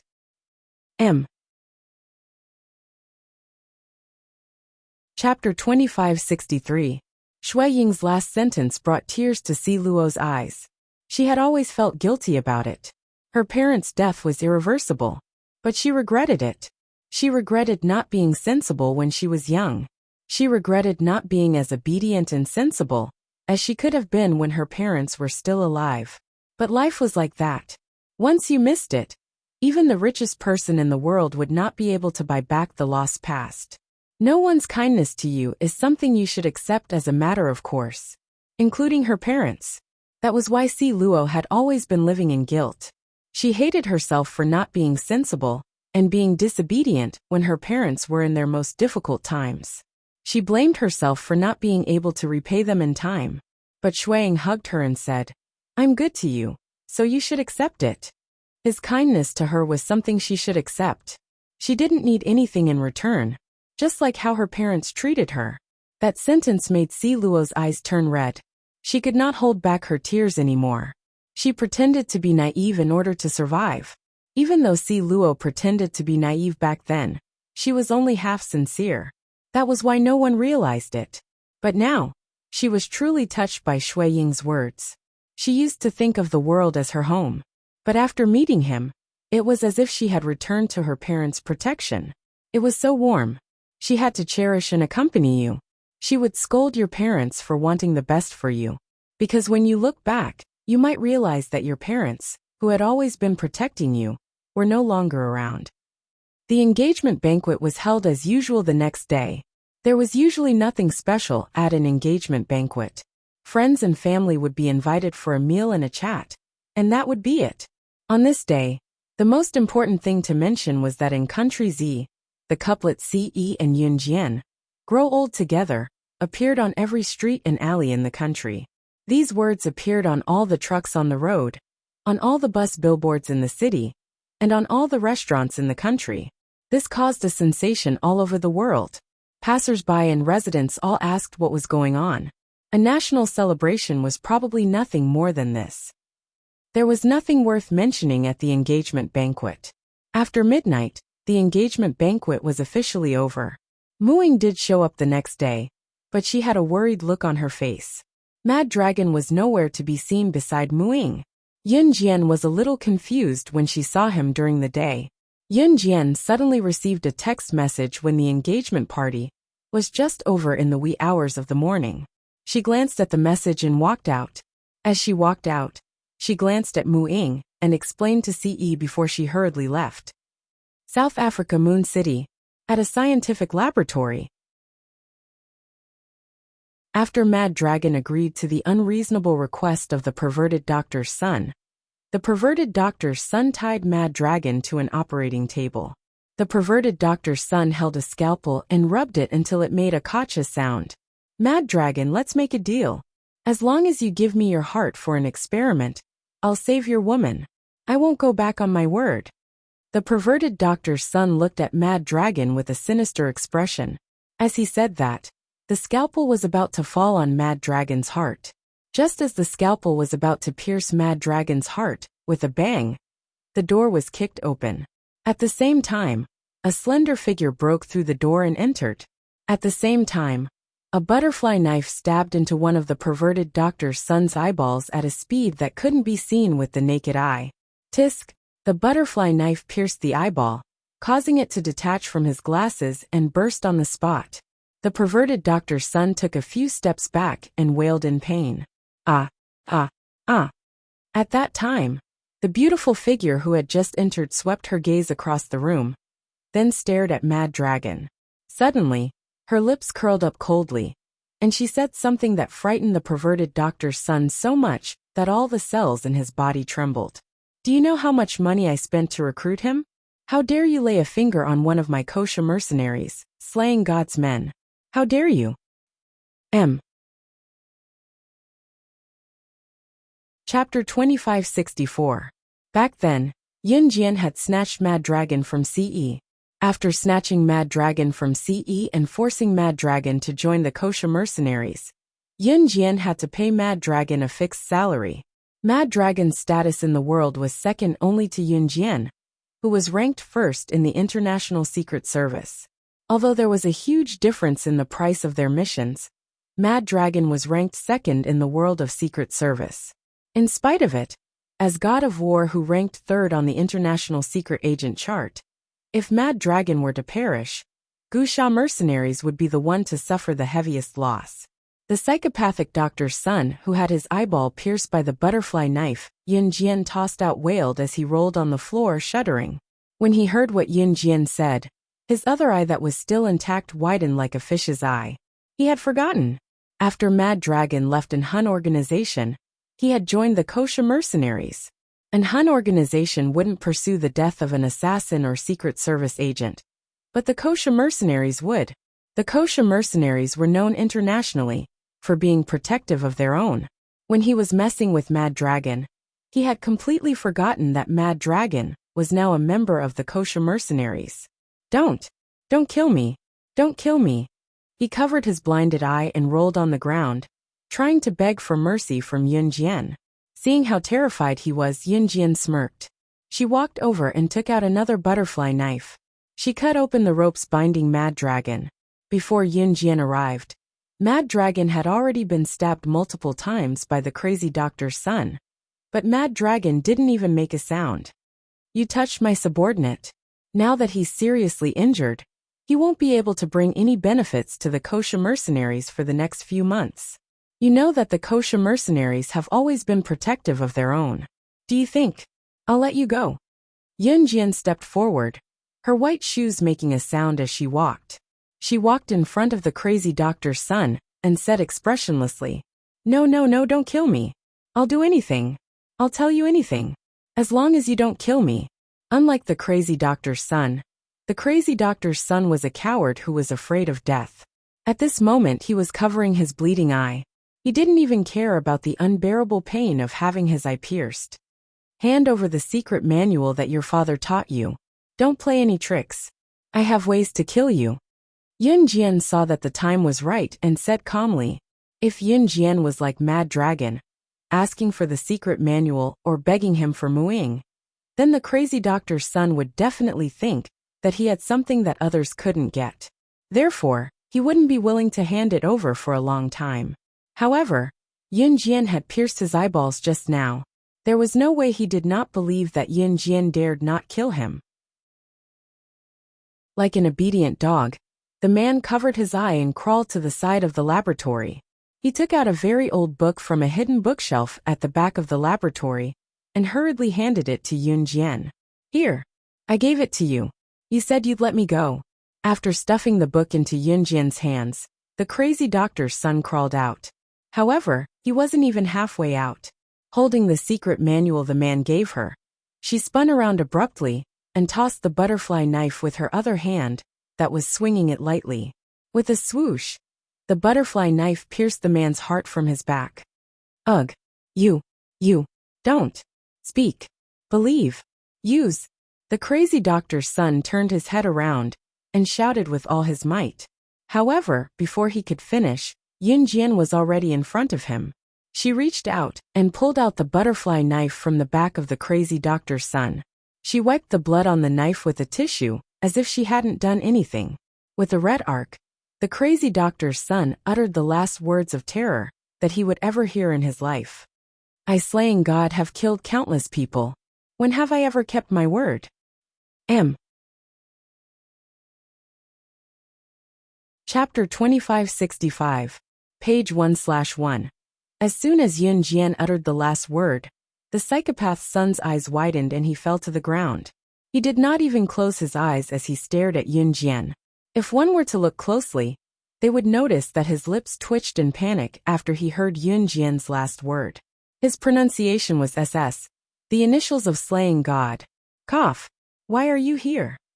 Mad Dragon had been stabbed several times. He turned to glance at Yun Jian and covered the blood that was flowing out of his wound.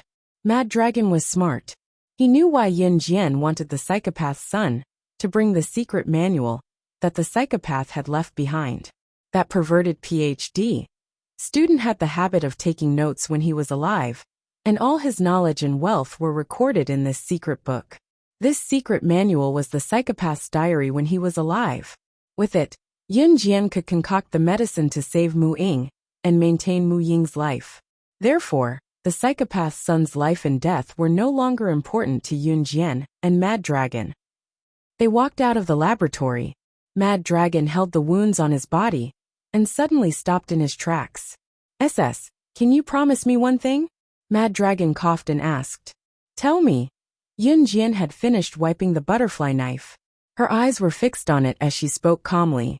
"Don't tell her that I was injured and that I asked for medicine for her. Don't tell her that I almost died." Mad Dragon pleaded.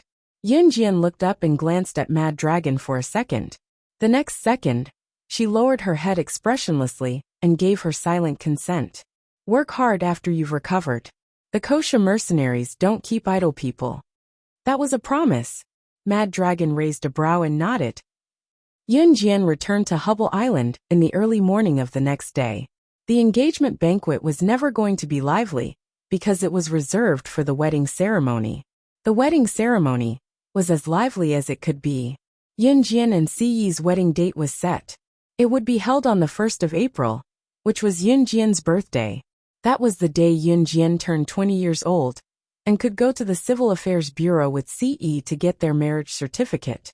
Fortunately, there was still some time before the wedding ceremony. "Jian, the guests have gone back. We should pack up and go back to Longmen City." Qin Yiru mentioned the engagement banquet to Yun Jian after it was over. "Mom, you go back first. I'll take Xiao Jian on a trip this afternoon." The engagement banquet had just ended, but Si Yi addressed Qin Yiru as Mom naturally, sounding like he had practiced it thousands of times. After that, Si Yi kept a straight face, as if he was afraid that the two troublesome children would tag along, but he added, "It's just me and Xiao Jian going on a trip." Qin Yiru knew that Si Yi did not want to bring the two children with him at once. She smiled and nodded. Okay. I'll take Yuan and Mingyu. Have fun." In the end, Si Yi's plan did not work out. Si Yi had planned to leave Hubble Island with Yun Jian, but the little boy had noticed them somehow. As if knowing that Si Yi was going to leave him and his sister behind to take Yun Jian out, the little guy scurried over and mumbled, "I'm not sure." "Ayya, Daddy, let's pee together." Peeing together meant that they were going together. Once the little boy came out, the girl noticed that Yun Jian and Si Yi were leaving too. Both of them cried and threw a tantrum, so Yun Jian brought them along. On the bus to Country D, Si Yi's chiseled features were dark throughout the journey. Both children sat on Yun Jian's lap and babbled excitedly. They met a middle-aged man from Country Z along the way. Like Yun Jian and Si Yi, he was also bringing his family to India for a vacation. Seeing both children sitting on Yun Jian's lap and Si Yi looking glum, the middle-aged man greeted Yun Jian and glanced at Si Yi before telling Yun Jian, "You're both taking care of your children. Is this the stepfather of the two children? It must be tough for you to take care of them alone. Young lady, it must be hard on you. I'm a parent too. I know how tough it is to take care of children." Translator, Endless Fantasy Translation Editor, Endless Fantasy Translation. Chapter 2566. The middle-aged man didn't know about the relationship between Si Yi and Yun Jian. Earlier, he had greeted Yun Jian. Now he saw Si Yi sitting by the bus window, looking out of the window with an expression that said he didn't want to see the two children. Seeing that there was no expression on his cold face, the middle-aged man automatically assumed that Si Yi was unhappy with the two children's arrival. If he wasn't a stepfather, then what was he? The middle-aged man's name was Lu Jingdong. He was already 38 years old. He was traveling with his wife and two children, who weren't even 10 years old. It could be said that he doted on his children to the extreme. Lu Jingdong was the biological father of his children, so he always felt that a child's biological parents would definitely be extremely good to their children.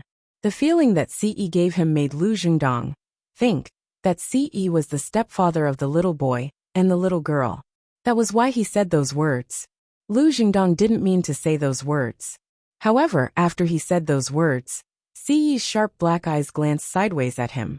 Seeing this, Lu Jingdong was so frightened that his body trembled, and he didn't say anything else. By the time he reacted, Ce had already grabbed the clothes on the back of the little boy's back with one hand and pulled him onto his lap. From the beginning to the end, Ce didn't say a word. They're a married couple. Why the hell are you talking about stepfather? You're the stepfather. Lu Jingdong's wife was a very honest person based on her appearance. After hearing her husband's words, she reached out to grab Lu Jingdong's ear and gently twisted it. Then she smiled at Yin Jian. My husband is outspoken and speaks carelessly. Don't mind him, little girl. It's fine. Yin Jian replied. Nonsense. Why are you still fooling around in the future? They're a loving couple. Lu Jingdong's wife patted Lu Jingdong and reprimanded him in her native dialect. Lu Jingdong scratched his head and really didn't say anything.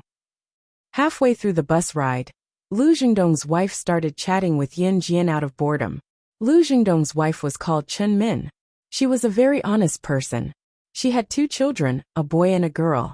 Therefore, when he saw that Yin Jian was young and had 2 children, 1 boy and 1 girl, he became interested and talked to Yin Jian more.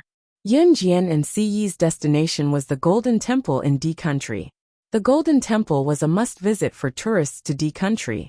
The golden roof of the Golden Temple was built with 880 kilograms of gold. Its scale was very majestic. Upon hearing that Yin Jian and Ce were also going to the Golden Temple, Chen Min hugged her 7-year-old daughter and said excitedly, My family is also going there to play. It went smoothly. What a coincidence. In contrast to Chen Min's excitement, Yin Jian merely blinked her eyes. When they arrived at their destination, Yin Jian parted ways with Chen Min's family.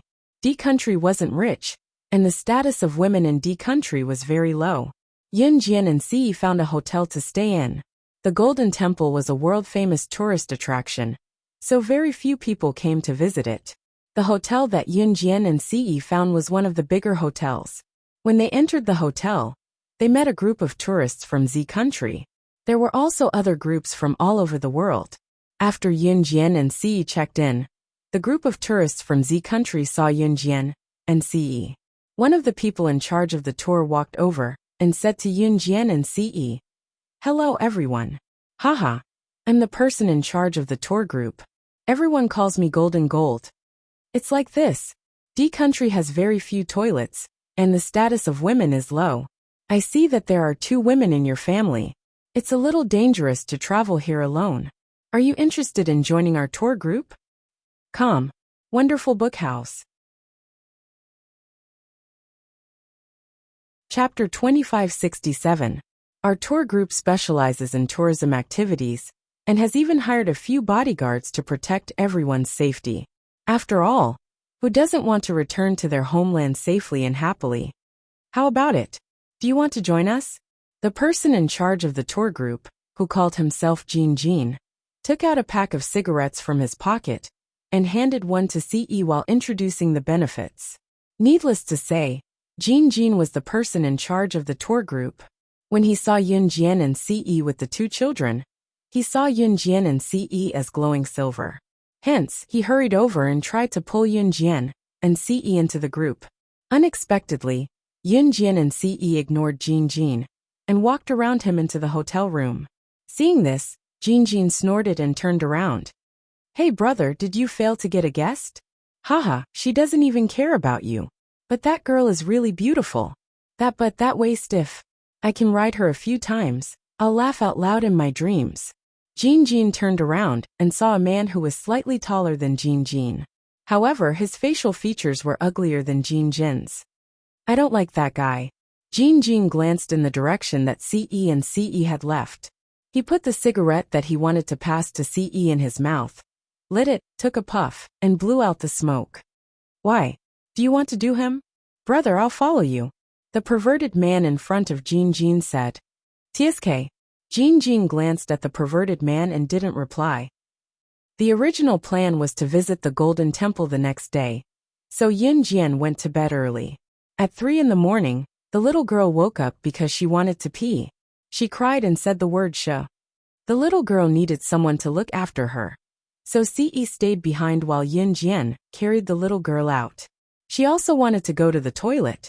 Germany was a country that was extremely short of toilets. Women here could only go to the toilet twice a day, and they had to go to the toilet in pairs. After asking around, the news he got was that the toilet was 5 kilometers away from the hotel. The little girl was fine after she finished peeing outside the door. After sending the little girl back to the hotel, Yun Jian walked out by himself. She planned to go to the toilet 5 kilometers away.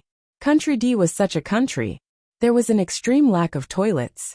In Country D, the chances of women being raped when they went to the toilet in the middle of the night were quite high. Just as Yun Jian walked out, she bumped into Chen Min, who was on the bus. "Hey, are you going to the toilet too? I heard that the toilet is 5 kilometers away. It's not safe for us to go there alone. So, I decided to go with everyone." Chen Min greeted Yun Jian. Beside Chen Min were a few Z Country women who were traveling with the Z Country tour group. Since they were on the same path, Yun Jian didn't refuse. When the group of people arrived at the toilet 5 kilometers away, they all rushed there. "Oh my God! Even the toilet is 5 kilometers away in this godforsaken place. Luckily, I don't live in this godforsaken place. Otherwise I would go crazy," one of the women said. Then everyone started chatting. In the dark, Jin and the perverted man, who had followed them all the way here, accidentally discovered that Yun Jian had come out alone. So in order to vent their anger during the day, the two of them planned to lay their hands on Yun Jian. "I've attracted the group of old bachelors in town here. These women will probably lose their virginity. When the time comes, we'll cover our faces and no one will recognize us. We'll F***ck all the women. We'll also save money on finding a prostitute. How awesome!" the perverted man said in a perverted voice. "She'll lower your voice. She's coming out." Jin suddenly covered the perverted man's mouth. They saw Yun Jian walking out of the toilet. The rest of the women also left the toilet. At the moment when everyone was ready to go back together, Yun Jian, who had walked out of the toilet as if nothing had happened, suddenly raised her eyes. The pair of eyes under her bangs seemed to be stained with strange red streaks under the moonlight. Then, in front of all the women present, as well as Jin and the perverted man who were hiding in the dark, she immediately opened her mouth and said something that made everyone panic. "You've been following us all the way. Are you still not planning to come out?"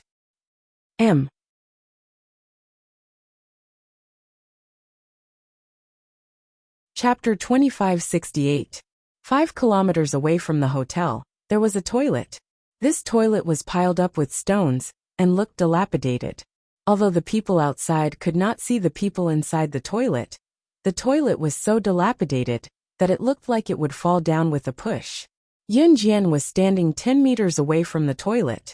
Under the moonlight that was about to set in the west, her straight and slender figure was enough to arouse men's desire.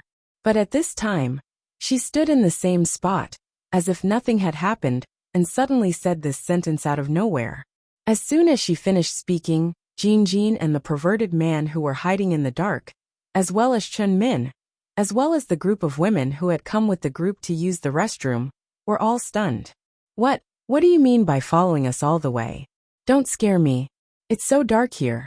There's no one around." One of the women tugged at her clothes, and her face turned pale. She looked around, and was clearly frightened to the point that she let out a cry. The other women who came with her trembled when they heard Yun Jian's words. Among the group of people who came here, 3 or 2 were men, and the whole group was from Z Country. Although it was 3 o'clock in the morning, the people from Z Country had long heard that there were few toilets in D Country. Moreover, the chances of women going to the toilet alone were very high. Therefore, these women gathered a lot of people in the middle of the night and went to the toilet 5 kilometers away. A few of the women even dragged their boyfriends or husbands with them. They were the 3 or 2 men who were standing at the scene. 3 minutes after Yun Jian spoke, a woman whose husband was standing beside her was holding her man's arm. Seeing no one around them for a long time, she was not afraid of trouble and replied to Yun Jian in a loud voice. "What's the matter? There's no one. Who are you trying to scare? Can you please shut your mouth? Otherwise you can go back alone." This woman relied on her husband's protection and was not afraid that there were people around. That's right. There's no sound around. You shouldn't scare us like this just because you're young.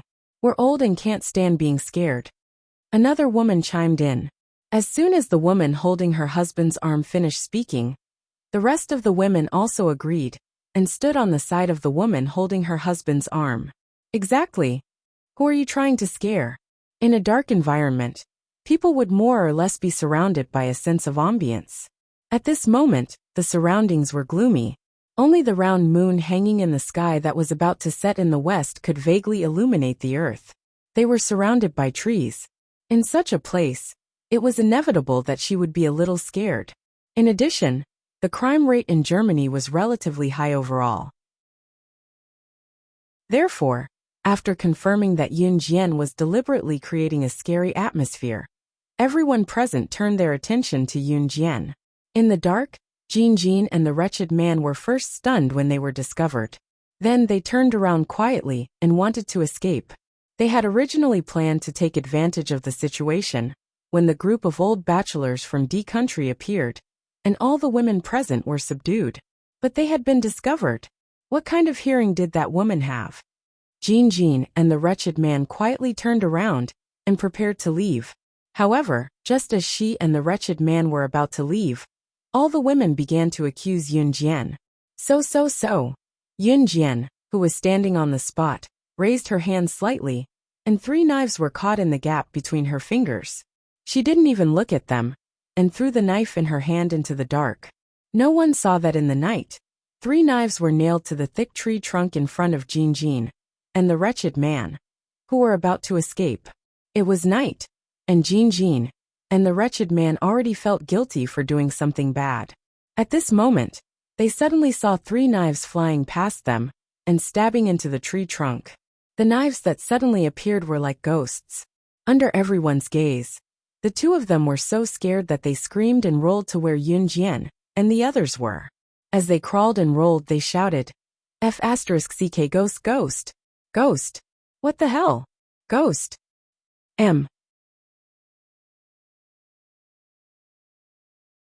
Chapter 2569. Translator, Endless Fantasy Translation Editor. Endless Fantasy Translation Translator. Endless Fantasy Translation Editor. Endless Fantasy Translation. 2 silhouettes suddenly sprung out from the dark forest, causing everyone who accused Yun Jian of scaring them to shudder. There's really someone. The woman holding her husband's arm was so scared that her face turned pale. She couldn't help but turn to look at Yun Jian. How did she know that someone was following them? Tour Guide Jean. Tour Guide Meng? Why are you here? Just when everyone was panicking at the sight of Jin Jin and the wretched man rushing out from the dark, someone recognized them and asked in surprise. Cough. We saw that it was not safe for you to come out alone, so we followed you and planned to protect you from behind. I was planning to secretly escort you back. Jin Jin reacted quickly. He quickly made up a story and spoke as if it was true. Then, Jin Jin pushed the perverted man, who was Tour Guide Meng. Cough. Cough cough cough. Yes. Tour Guide Meng quickly said after being pushed by Jin Jin. Tour Guide Jin, Tour Guide Meng, you're so professional. Thank goodness I chose your tour group. The woman holding her husband's arm was grateful after hearing Jin Jin and Tour Guide Meng's words. Everyone else also looked at Jin Jin and Tour Guide Meng with gratitude. Yun Jian only glanced at Jin Jin and the perverted man and didn't say a word. The next moment, her ears twitched and she said expressionlessly, Someone's here, let's go immediately. Then, she didn't care if the people around her followed and left first. With the previous lesson in mind, the rest of the group quickly followed after Yun Jian. A minute later, a group of old bachelors from Country D arrived and realized that there was no one there. F***CK. Those 2 tour guides from Country Z dared to lie to us. We'll get him tomorrow. One of the old bachelors of Country D stomped his feet and spoke in Country D's language. Everyone quickly returned to the hotel. The next morning, Yun Jian carried the little girl. Ce carried the little girl and walked downstairs. Early in the morning, they prepared to leave for Country D's scenic spot, the Golden Temple. Just as they went downstairs, they met the tour group. There was also Chen Min's family. Chen Min greeted Yun Jian. Yun Jian just nodded slightly. As soon as they walked out of the hotel, the little guy clenched his fists and made a few sound. Yun Jian naturally figured out the attributes of the little fellow and the little girl. Without exception, the little fellow's voice indicated that the little fellow had peed. Children don't know any better, so they pee directly on the diapers. Yun Jian asked Ce to put the baby down on a clean step at the entrance of the hotel. She reached out to change the baby's diaper. "Let me do it." Ce gently grabbed her wrist and personally changed the baby's diaper. Hee. The little guy was completely unaware that he had wet his own diaper. His hands and feet were like a turtle when it was turned over, climbing up and down left and right. He was so cute that people couldn't help but want to kiss his forehead. At this moment, Chunmin's family also walked out of the hotel. Seeing the little fellow's face, Chunmin couldn't help but say to Yun Jian, "Your son is so handsome. He'll definitely be a handsome guy in the future." After hearing this, Yun Jian politely thanked her. At this moment, Ce had already rudely removed the baby's diaper. He took a new one and skillfully changed the baby's diaper. However, just as he was about to change the baby's diaper, the little fellow made another sound. A stream of urine sprayed onto Ce's face like a fountain. Translator, Hengyi Translations Editor, Hengyi Translations. Chapter 2570. Translator, Endless Fantasy Translation Editor, Endless Fantasy Translation. Naughty Ce, Tiantaihu, page 1/1. Ce moved to the side the moment the little guy spat out the urine. His speed was too fast for anyone to react to. However, the little guy's speed was too fast, and Ce's shirt was stained with the little guy's pee. Ce's face darkened. "Go back and change. I'll do it for him." Yun Jian choked back the laughter. She was about to burst out laughing at the sight of him. She walked over and placed the little girl on the steps. She quickly changed the little guy's diaper. Needless to say, the little guy was amazing. This was not the first time he had to pee while changing a diaper. However, every time he did it, he would not spill it on himself. Don't laugh. This was a profound skill that required a good grasp of strength. Ce's face darkened as she turned and walked back into the hotel. Chunmin came over and whispered to Yun Jian, "Hey, my husband said that your husband was like the child's stepfather. Just now I saw his eyes. It was as if he really wanted to strangle the child. It was as if he had a deep hatred for the child." After that, Chunmin winked at Yun Jian. Yun Jian's lips curved into a smile. The Golden Temple was located not far from the hotel.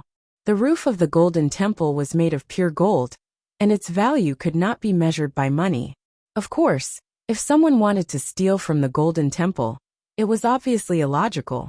After all, this place was heavily guarded, and the gold had been built inside the Golden Temple, creating a huge temple. Unless someone was able to move the temple. Yeah. Gold, gold, gold, gold. The little girl clapped her hands excitedly when she saw the Golden Temple made of shining gold. At this moment, tour guides Jin and Meng were sitting not far away. Both of them were wearing masks. That was because early in the morning, the old bachelor who had failed to get his way yesterday had caught them and beaten them up.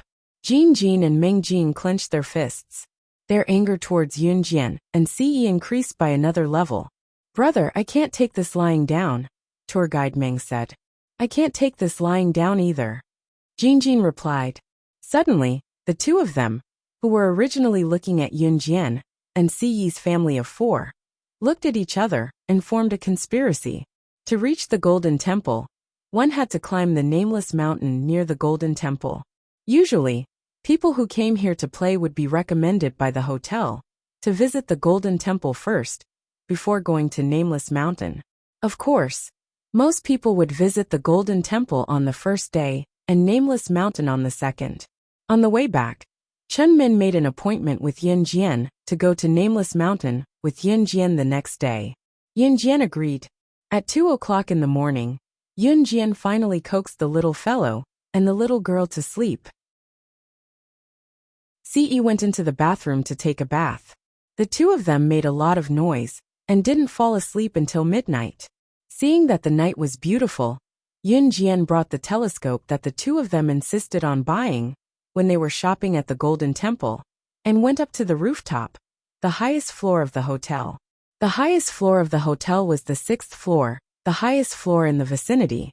Looking down from here, they could see the entire scene, but the rooftop of the hotel could not be seen from other floors.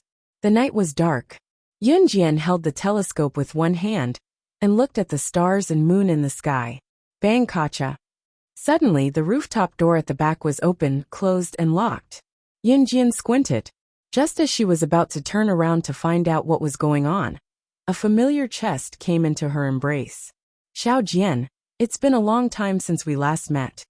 The moment the rich voice rang, Yunjian could even feel a certain part of Siyi's desire swelling and pushing against her. Translator, Hengyi Translations Editor, Hengyi Translations.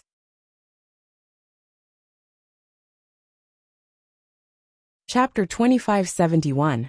Yunjian hadn't come to the rooftop to let Siyi do this. Even if the rooftop of this hotel was on the 6th floor, it was pitch black, and the moon wasn't very bright.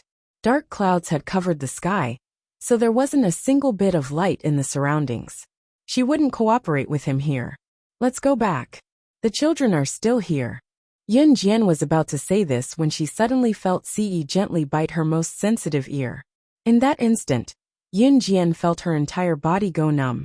However, Siyi seemed determined to have her this time. He grabbed Yunjian's wrist with one hand and reached his other hand into the corner of her shirt. Under Yunjian's loose clothes, he grabbed her tender spot. Yunjian couldn't help but let out a soft moan. She hurriedly covered her mouth and leaned against Siyi's shoulder. With her height, she only reached Siyi's chin. She tiptoed so that her chin could reach his shoulder. When Siyi heard Yunjian's soft moan, his eyes turned scarlet. In the next moment, he carried Yunjian horizontally and walked to the rooftop warehouse door. He kicked open the door and carried Yunjian inside. The night was still very long. Unknowingly, the dark clouds in the sky gradually dispersed, revealing the full moon and countless stars. The twinkling stars flickered. 2 of them gradually approached each other and eventually overlapped with each other. It was just like someone in the rooftop warehouse. The next day, Yunjian woke up at around 10 in the afternoon. At this time, Chunmin's family should have been waiting for quite some time. However, Chunmin's family was very friendly. They didn't blame Yunjian for oversleeping, and even asked Yunjian if she was too tired from playing with the 2 children yesterday. Actually, taking care of the 2 children wasn't tiring for Yunjian at all. She was the one who was tired. I'm fine, Yunjian replied indifferently. Chunmin also had a husband. Seeing Yunjian like this, she just smiled. There were many people climbing the Nameless Mountain. Other than the Golden Temple, the Nameless Mountain was a must-visit attraction. Because this place was very beautiful, all the stones, flowers, and trees were all natural, and the air here was very fresh. Yunjian and the others quickly climbed to the top of the mountain.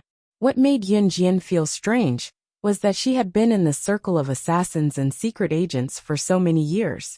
Except for the beginning, she had never felt sore in her legs. But today, when she carried the little girl up the mountain, her beautiful legs actually trembled involuntarily. Because of the little fellow and the little girl, Siyi hadn't tasted anything fresh for a long time. Yesterday, he had done it with her 8 times in one go. Yunjian even suspected that Siyi had 8 kidneys. We're almost at the suspension bridge. Nameless Mountain is most famous for its suspension bridge. This suspension bridge was suspended from the cliff of the 2 mountains. The bridge was 600 meters above the ground. Because it was very sturdy, everyone wanted to walk on it. It was exciting and thrilling. Let's go too. Just thinking about it makes me excited. If someone stands on it and the suspension bridge collapses, they will fall from 600 meters. Chunmin excitedly led Yunjian and the others to the suspension bridge that was suspended from the cliff of the 2 mountains. The suspension bridge was 100 meters long. Chunmin quickly led Yunjian's family of 4 to the suspension bridge. Just as they walked onto the swaying suspension bridge, the suspension bridge swayed left and right. Chunmin panicked. Oh my God! Don't tell me we're going to fall. Chunmin looked down at the 600 meters below them, and her face turned pale. Of course not. The surrounding area is well protected. So many people have walked on this suspension bridge, and nothing happened. How can we be the only ones in trouble? A stranger laughed and said. At this moment, Yun Jian and the others walked to the center of the suspension bridge. Because below them was an empty 600 meters in the air. Everyone was a little frightened.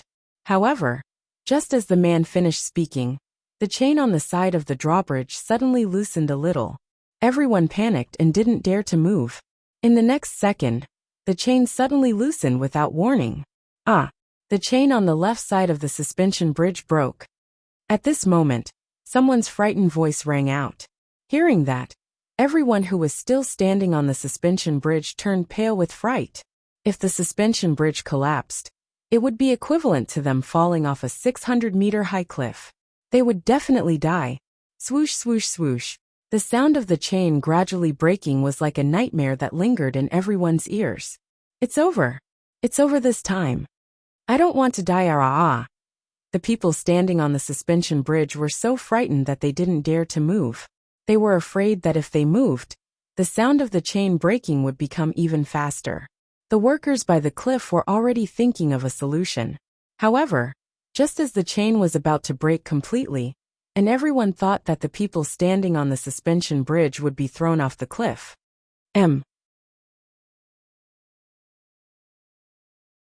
Chapter 2572. Translator. Endless Fantasy Translation Editor. Endless Fantasy Translation, page 1/1. The suspension bridge was 100 meters long. Huge thick chains and some special materials were used to hang the bridge from the edge of the cliff between the two mountains. The bridge was firmly suspended in the air between the two mountains, which were 600 meters above the ground without any defensive measures. There were a few small suspension bridges that were suspended above the water, and the suspension bridges were only half a meter above the water. Even if there was a lake flowing violently below, there was a suspension bridge on both sides of the lake. Ordinary people who walked across the suspension bridge would be scared to death. Because there were at least dozens of people standing on the suspension bridge, some people would hold the railing and violently step on it in order to increase the excitement. At this time, even if they imagined themselves falling into the lake, they would panic and tremble.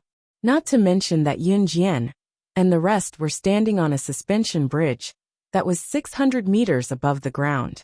If they fell, it would be a dead end. Furthermore, the suspension bridge's defensive measures were usually very sturdy and should be 100% safe. But the chain suddenly broke. This was something that no one could imagine. When the suspension bridge broke, there were at least 100 people on the suspension bridge. With so many people, even if the workers at the side pulled on the chains, they would not have the strength to hold on until the people at the foot of the mountain came to rescue them. In this kind of situation, it was usually certain death. Just when everyone thought that they were scared out of their wits, Yun Jian suddenly flipped over and stepped on the thin railings of the suspension bridge. Like a circus performer walking on a tightrope, she walked on the railings that were used as handrails when people walked on the suspension bridge. Not only did she not fall, moreover, she was sprinting towards the side of the cliff where the suspension bridge had broken the iron chain. The suspension bridge was full of people, and walking on the railings was the fastest way to reach the cliff. But other than Yun Jian, most people would not even be able to stand on the railings. Even the circus performer, who walked on a tightrope, would not be able to do this in this kind of situation. Quickly look. That young lady. She actually. The workers at the side suddenly saw Yun Jian stepping on the railings of the suspension bridge and running towards them at a speed that could not be seen by the naked eye. They were so shocked that they shouted out loud. Heavens! What was she trying to do? We're going to fall. We're really going to fall. Who the hell is this woman? Mommy, save me.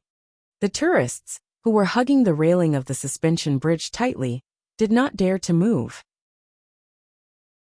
When they saw what Yun Jian did, their faces turned pale with fright. Stop her. The chains were unstable to begin with. She was running on the railing of the drawbridge again, and we could hardly hold on to the chain. Hurry up. Stop her. Fortunately, the iron chain slowly loosened. Just now, when the staff reacted, They had already hugged the iron chain tightly. The rest of the people who didn't get on the suspension bridge and were compassionate also ran up to help the workers pull the chains. However, there were nearly 100 people on the suspension bridge.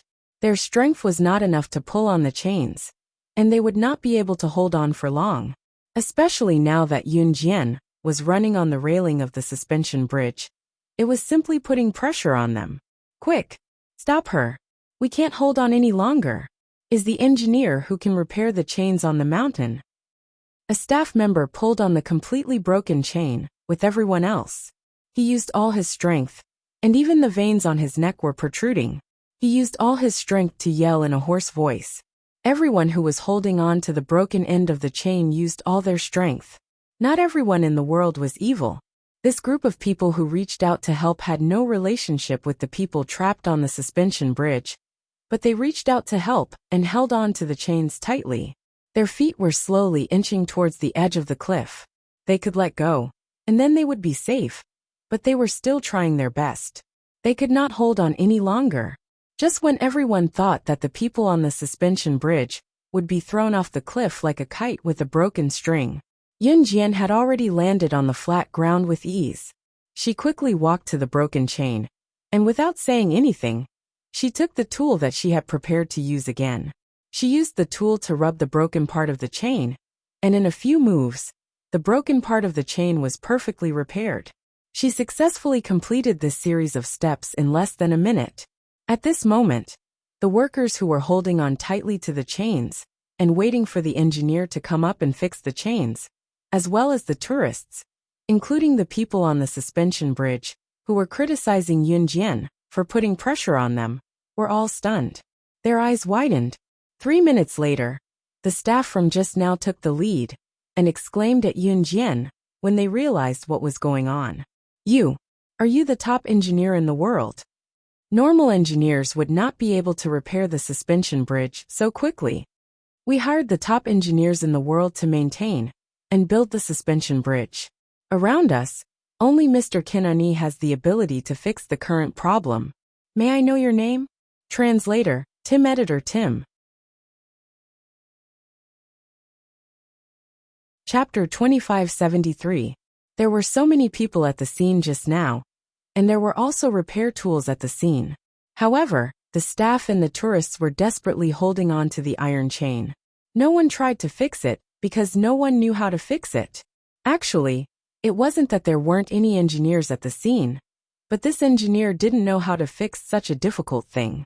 This engineer only checked the safety factor of the suspension bridge every day. Don't be fooled by the dangerous games in the amusement park, as well as the suspension bridge, where one mistake could lead to heavy losses. It required the relevant personnel to be stationed all year round to check the danger factor every day. After this staff member took the lead to call out to Yunjian, the surrounding people were all stunned. The people on the suspension bridge were scared silly. Everyone immediately left the suspension bridge. The women were all wiping their tears. It was obvious that they were really frightened. As for the men who didn't want to cry because of their pride, they were so scared that their legs were trembling. Scared me to death. I don't dare to come to this kind of place anymore. Chen Min hugged her child tightly. She was so scared that her face turned pale. Even at the most frightening moment just now, Chen Min's first reaction was to hug her child tightly. Just now the situation was urgent. When they went up the mountain, Siyi was carrying the two children, because he was afraid that Yunjian would be tired. That was why Yunjian was able to rush to the cliff to save the situation. At that time, Siyi didn't have the slightest bit of modesty. The little girl and the little guy were laughing and playing with each other in Siyi's arms. They didn't feel the slightest bit of danger. After recovering from her shock, Chen Min walked to Yunjian. She saw that Yunjian's family of 4 didn't seem frightened at all. She swallowed hard and said to Yunjian, You weren't scared just now? You actually did something so dangerous. What if you fell? Chen Min had just finished speaking when Yunjian interrupted her. In my world, there are no accidents. In her world, there was only success. There were no accidents. Chen Min swallowed her saliva and didn't say anything else. The accident happened too suddenly, but thank you very much. On behalf of all the staff and all the tourists who almost died on the suspension bridge, I would like to apologize to you for doubting your ability. Thank you, young lady. After a false alarm, the staff member walked up to Yun Jian and bowed to her sincerely. The staff member thought that Yun Jian would say, "You're welcome." But Yun Jian sneered and said to him in a sarcastic tone, "Do you really think that the breaking of the chain was an accident?" The staff member was stunned. "What do you mean? Investigate who sent the staff away to touch the chains yesterday and today. You will definitely know what is going on." Yun Jian glanced at the staff coldly. Just now, her child was also on the suspension bridge. This accident that almost happened was completely caused by the negligence of the staff. This was not something that could be forgiven with just a word of thanks and an apology. It's him. It must be those two. Now that I think about it, they made excuses to send us away this morning. It must be them. One of the staff members also heard Yun Jian's words. The staff member frowned and suddenly pointed at Jin Jin and tour guide Meng, who were standing not far away. Everyone was shocked. Jin Jin and tour guide Meng saw this and didn't say anything to refute. They were so scared that they turned around and ran away. "Stop them. Quick!" The crowd panicked. But just as Jin Jin and tour guide Meng were about to walk down the mountain, everyone saw a small figure swish in front of Jin Jin and tour guide Meng. She raised her leg high and kicked Jin Jin and tour guide Meng to the ground. Several staff members quickly rushed over. Yun Jian kicked Jin Jin and tour guide Meng in front of several staff members and said coldly, "Send these two guys to the international prison. Tell them the code word. If they become gods by killing, they will never be able to get out of prison in this lifetime."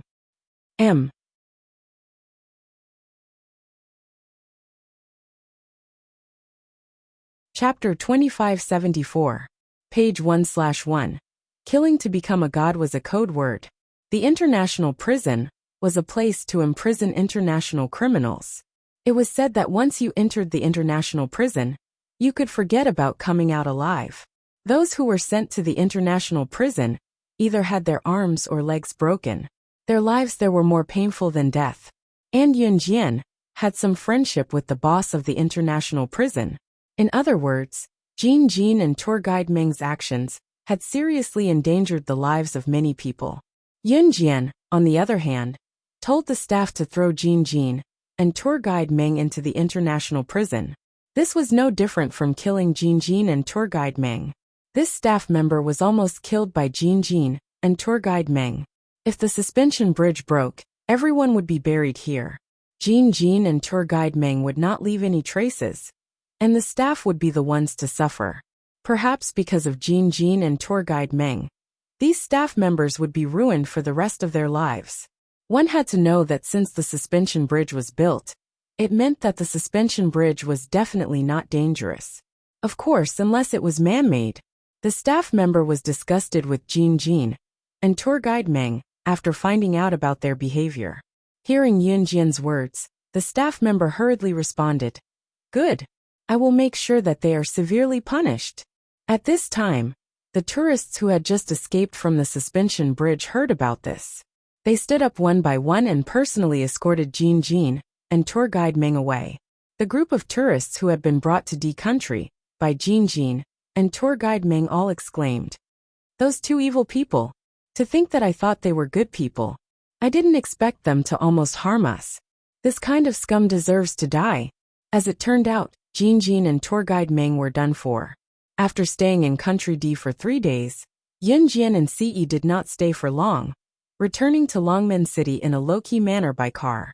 After Yun Jian and Ce returned to Longmen City, the next day, the news reported that 2 tour guides of a certain tour group had lost their humanity and hundreds of innocent people had died at Country D's nameless mountain. In the end, perhaps even the heavens couldn't stand it anymore. On the way to the international prison, the truck carrying them suddenly flipped over and went down the mountain. Jin Jin and tour guide Meng were killed on the spot. On the other hand, the driver of the truck was completely unscathed.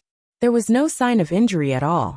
When Yun Jian saw the news, she closed her eyes and turned to look at Ce, who was staring at her intently. Needless to say, This matter was definitely done by him. Of course, Yunjian didn't ask too much. She packed her luggage and planned to go back to school in Jiangqing City. After a while, she would set off for Yin Province's Hidden Dragon Mountain. On the Hidden Dragon Mountain, there was a third artifact that was enough to kill the mysterious man. She had never forgotten, but before that, she had to go back to Jiangqing City to study for a period of time. It had been a long time since he went back. When Ce saw that she was halfway through packing, he stretched out his slender fingers and massaged his temples.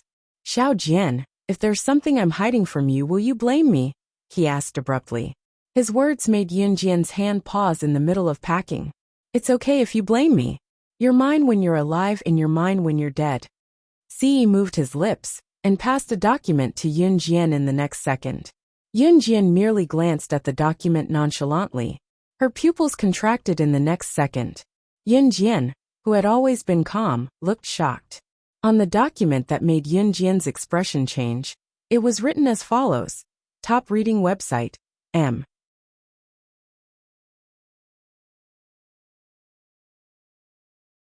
Chapter 2575. There weren't many things in the world that could make Yunjian reveal such an expression. However, what was written in the information was beyond Yunjian's imagination. Is this true? Yunjian pursed her red lips. Her shocked and incredulous expression was replaced by an unconcealable joy. "I've been hiding it from you because of Enhan's rules. They don't allow the assassins and agents in the organization to have any attachments. Your brother is an exception." Ce nodded. He had been hiding this from her for a long time. At first, it was because he had lost his memory of being a senior immortal and didn't recognize Yunjian. Therefore, he only treated her as an agent of Enhan. Later, he couldn't bring himself to say it. He was afraid that the loving relationship he had built with great difficulty would be ruined by this incident. Finally, he mustered up the courage to speak. As the leader of Enhan, Ce killed people without batting an eyelid. He never did things sloppily. However, when it came to her, whenever it concerned her, even if he had done something bad to her, he would hesitate for a long time, mustering up the courage to speak. These words didn't exist in Ce's mind before he met Yunjian. Ce was already prepared for Yunjian to be angry with him after she read the information he gave her. However, Yunjian's hand that was holding the information trembled violently. In the next moment, she suddenly threw the information on the floor and rushed up to him. She hugged Ce. Then she used her actions to tell Ce that after she found out about this incident, it didn't matter if she was angry or not. Instead, she became even more proactive. That night, Ce enjoyed Yunjian's unprecedented actions. For Yunjian to be so proactive after she found out, Ce must have taken out this information when he had just confirmed his relationship with Yunjian. Then, wouldn't he be able to eat meat earlier? He might even have formed a football team. He Province, Suzhou. As a province in the central region, He Province wasn't prosperous, but it didn't retire either. In Suzhou of He Province, the class differentiation was very obvious. In the city, the rich were filthy rich, while the poor were so poor that they had to beg. In this era, the country had yet to give all homeless people a place to stay. Now there were no longer any homeless people who begged on the streets. They didn't even have a place to sleep at night, so they had to sleep in the gutters. That was because the country was paying for these poor homeless people. Everyone could eat their fill and eat well. At this point, he had to mention that it was good for the country to be strong. In this era, there were still many homeless people on the streets. Longmen City had always been a place where men plowed and women weaved, so there were basically no beggars in Longmen City. He Province's Suzhou was different. The economic conditions here were more backward than Longmen City. Many people could still be seen huddled up in public places, such as the train station. In a slum in Suzhou, it was a 19-year-old girl with a black hat on her head. She was dressed in simple clothes, but they couldn't hide her perfect figure. She shuttled through the slums and soon arrived at a dirty place. Matching the address written on the slip of paper in her hand, Yunjian walked into a slum. Coming to the second floor of the slum, Yunjian saw the door open just as she reached the staircase. In a dilapidated room, a poor woman dressed in sackcloth was bending over to cook a simple meal in a pot made of firewood. You guessed it right. Her parents in her past life weren't dead. It was Ce back then who got someone to hide this matter, so she couldn't find out about it no matter how hard she tried.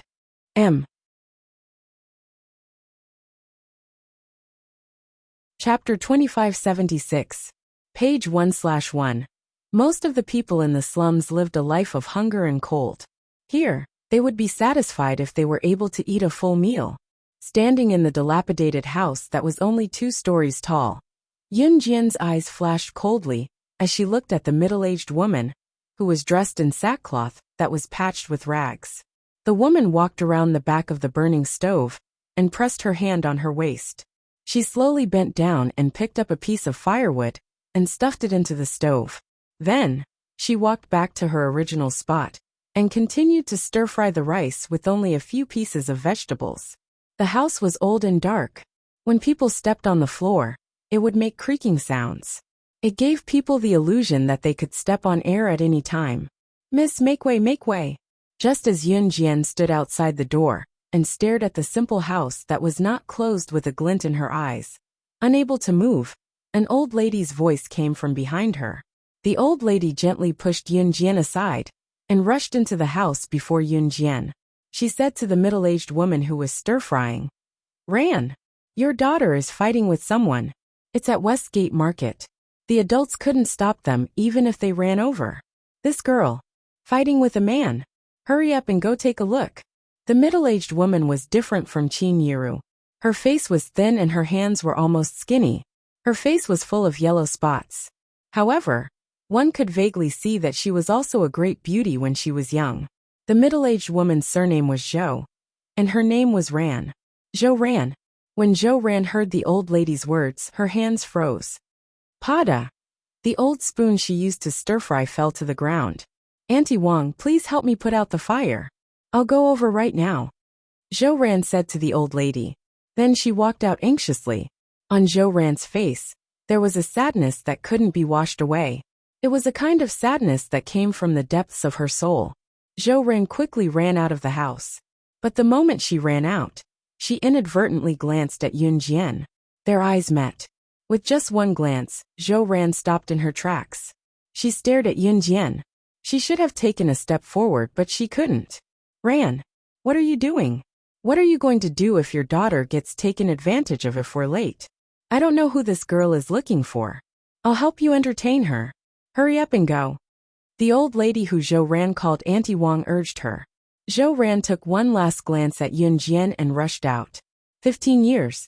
Yun Jian was kidnapped when she was 5 and entered an Hun organization. Yun Jian was 19 this year, but she was actually 20. She could no longer remember how her parents in her past life, who took care of her, looked like when she gave birth to her. But when she met Zhou Ran's gaze just now, the blood in her body told her that she was her mother in her past life. There was no mistaking it. After Zhou Ran left, the old lady looked up and wanted to ask Yun Jian who she was looking for. But when the old lady looked up, Yun Jian was already gone. Westgate Market. Because Zhou Ran ran too fast, she almost fell down. Her hands were quick, and she supported herself on the ground to stand up. Her knees were heavily rubbed against the ground, but she didn't care about the pain in her knees and rushed to the Westgate Market. "What did you say? Say it again." "My sister will come back. And my little brother will come back too. Don't talk about my mom like that. My mom isn't a jinx." At the entrance of the market, a girl who was 1.7 meters tall and had short hair clenched her fists and scolded back while fighting with 4 or 5 boys. At first, the girl had the upper hand, but later on, 4 or 5 boys worked together to suppress the girl. This girl was also Zhou Ran's daughter. Her name was Yun Mu, and she was Yun Jian's biological sister in her previous life. She was only 2 years younger than Yun Jian's body in her previous life, which meant that she was only 1 year younger than Yun Jian's current body. She was 18 years old. When Yun Jian was kidnapped, Zhou Ran's mother-in-law forced Zhou Ran to have another child when Zhou Ran was heartbroken. Zhou Ran couldn't resist and gave birth to Yun Mu. When Zhou Ran's mother-in-law saw that Zhou Ran gave birth to another girl, she immediately forced Zhou Ran to have another child. In the end, she couldn't give birth to another child for several years. In the end, she finally gave birth to a boy. That boy was Yin Zhu. However, when Yin Zhu was 8 years old, he was kidnapped for no reason. Zhou Ran's mother-in-law cried, threw a tantrum, and forced Zhou Ran to divorce Yun Jian's father in her previous life. Yun Jian's father in her previous life, Yun and I refused. In the end, Zhou Ran's mother-in-law failed to commit suicide by taking sleeping pills. Only then did Yin and I compromise and divorce his first wife. All these years, Yin and I and Zhou Ran never gave up looking for Yun Jian and Xiao Yunju. At this moment, Yin Mu was being mocked by these boys, and she fought back by scolding and beating them. When Zhou Ran arrived, the boys were about to take turns to slap Yin Mu in public. No, Lian Yu is outspoken. Don't lower yourself to her level. If you want to hit me. Zhou Ran rushed over. Just as Zhou Ran rushed over, she suddenly felt a figure that was countless times faster than her flash past. In the next second, the figure suddenly appeared in front of the boys. A second before a boy in front of them was about to slap Yin Mu, the figure reached out and grabbed the boy's wrist. Then, the sound of a wrist bone breaking echoed throughout the room. Crack crack. Translator. Hengyi Translations Editor. Hengyi Translations. Chapter 2577. The boy whose wrist was being pinched by Yun Jian suddenly let out an earth-shattering howl. Ah! My hand! Mine! Crack crack. Accompanying the boy's scream was the sound of his wrist bones being broken one after another. Westgate Market was the most dilapidated market in the slums. Rather than calling it a market, it was more like a large group of old ladies or grandpas, setting up mobile stalls to sell vegetables. There wasn't even a place to sell vegetables in the slums. They just spread out a white cloth on the ground and placed all kinds of vegetables on it. It was a simple way to start selling vegetables. Of course, the slums had no shortage of people. There were too many monks and too little gruel. There were many people and very few residences. At most, each family was given one room. Although Westgate Market was dilapidated, it was filled with people. Just now, when Yin Ran was fighting with a few boys, most people stood aside and watched the show. There were also some who tried to stop the fight, but in the end, it was to no avail. Yin Ran had the appearance of a boy since she was young. She was 1.7 meters tall and looked like a man. Although she was only 18 years old, she looked more mature than Yun Jian. From the side, Yin Ran looked like a fresh and handsome young man. Even the girls were elated when they saw her. These boys were from the same school as Yin Ran, and had long treated her as a boy. Seeing that Yin Ran had seduced many girls in school, they hated Yin Ran very much. Just now, they bumped into Yin Ran, who was buying groceries for her mother. Knowing Yin Ran's family background, these boys began to kick up a fuss. Yin Ran was so angry that she started to fight with 4 or 5 boys. Unfortunately, Yin Ran was a girl. If it was a one-on-one fight, Yin Ran was still very strong.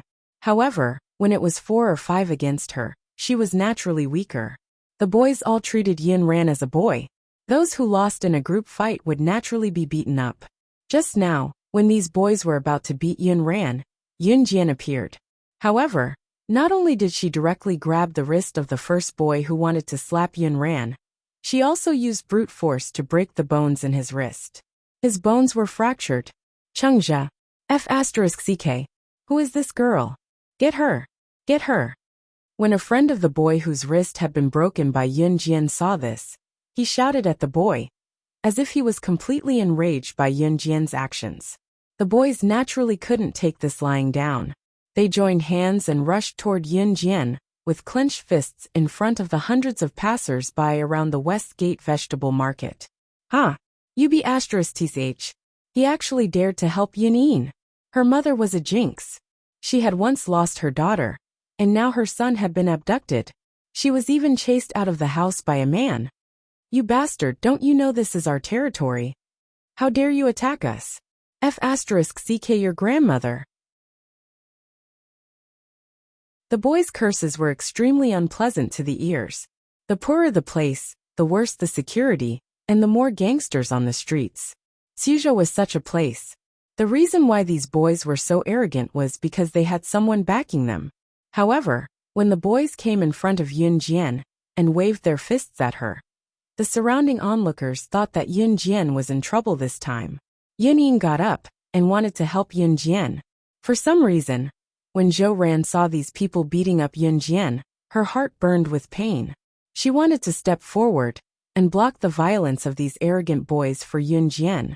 Yun Jian gave a side kick and directly raised her leg high to step on the leading boy. She opened her hands and directly grabbed the sleeves of the two boys behind him.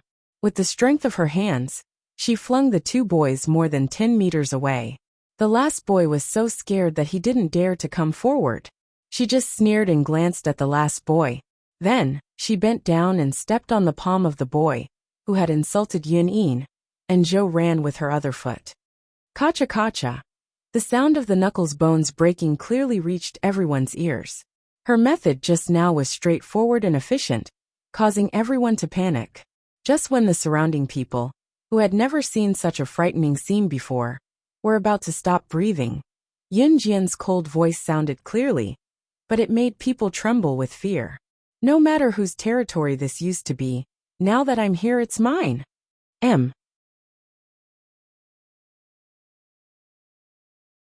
Chapter 2578. Every sentence that Yun Jian uttered sounded like an oath, and the 5 fingers of the boy under her foot emitted cracking sounds. Every time he spoke, it sent chills down everyone's spines. It was as if a spirit from hell was about to appear. Yun Jian's face remained indifferent and expressionless. The black hat added a sense of mystery to her. Big sister. Big sister, I was wrong, big sister. I beg you to be magnanimous and let me go, big sister. The boy used his other hand to grab his wrist that was under Yun Jian's foot. His face was pale from the pain. His body trembled because of the pain and Yun Jian's ghostly words. The boy had completely thrown away his pride as he begged for Yun Jian's forgiveness. Yun Mu stood behind Yun Jian. She glanced at Yun Jian and pursed her lips. Then, she spoke to the boy under Yun Jian's foot. Bah! If you dare to speak ill of my mother in the future, I'll kill you even if I have to risk my life. Wu Song, you scum! As she spoke, Yun Mu clapped her palms together and cracked her knuckles. Her tone was as if she was going to kill the boy under Yun Jian's foot. Big sister. I won't dare anymore, big sister. The boy called Wu Song was a stark contrast to his previous domineering attitude. He kept begging for forgiveness. The moment Yun Jian released her foot, the boys supported each other and staggered away. Ha ha ha. Coward. Yun Mu dug her nose. She did not look like a girl at all. What do you mean risk your life? Liang, you're already 18 years old.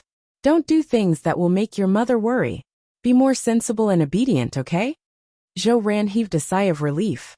She looked like she was really frightened. Mom, they were the ones who did it to me first. Yun Mu retorted indignantly. At this moment, Zhou Ran had already walked up to Yun Jian. She gulped and looked straight at Yun Jian. After 2 seconds of silence, she shook her head and said to Yun Jian, Thank you so much for what you did just now. My house is simple and crude. Do you mind coming to my house for some tea? As soon as Zhou Ran finished speaking, Yun Jian stared at her. The corners of her beautiful and delicate face suddenly lifted into a smile. As soon as Zhou Ran finished speaking, Yun Jian replied without hesitation, Okay. It wasn't that he didn't mind, but that he agreed. Zhou Ran hid the sadness in the corner of her eyes and dragged her daughter, Yun Jian, back home. She had to admit that when she saw Yun Jian just now, the child she lost 15 years ago came to her mind. Haha, that was ridiculous, wasn't it? Her child Yun Jian had been lost for 15 years. At that time, she was only 5 years old. How could she have found her way home? Our house is simple and crude. We don't have tea. This is freshly boiled water. Make do with it, don't mind it. Zhou Ran handed a cup of warm water to Yun Jian. Yun Jian took it but didn't say anything. Her eyes were fixed on Zhou Ran. What's wrong with me? Is there something on my face? Zhou Ran couldn't help but ask when she saw Yun Jian staring at her face. Yun Jian only shook her head slightly. Mom, Dad is here. Just as Zhou Ran finished speaking, Yun Mu rushed in excitedly from outside the door. Behind her was a middle-aged man in his 40s who was dressed in a business suit. This man was Yun Jian's biological father in her previous life, Yin and I.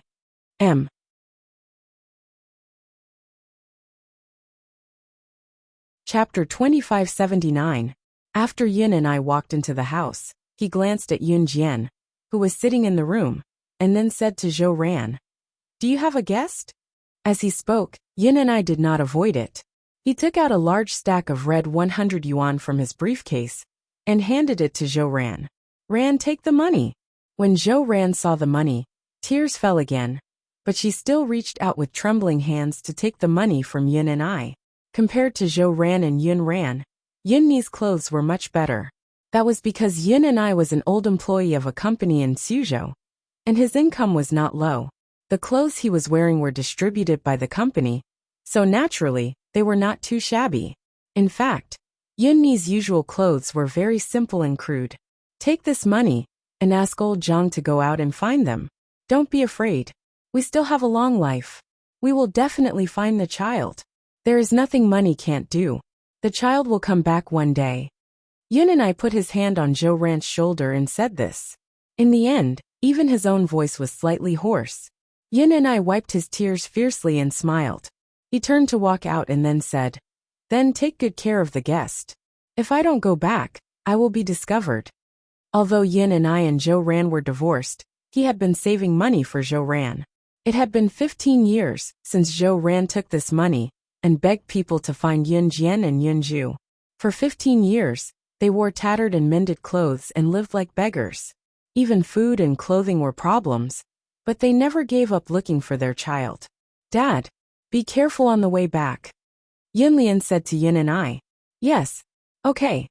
Yin and I nodded, but just as Yin and I walked out and was about to leave, two figures suddenly appeared at the gate. The two figures were one old and one young. The old one was an old lady in her 50s or 60s. She was dressed in ordinary clothes. In this slum, she should be considered rich.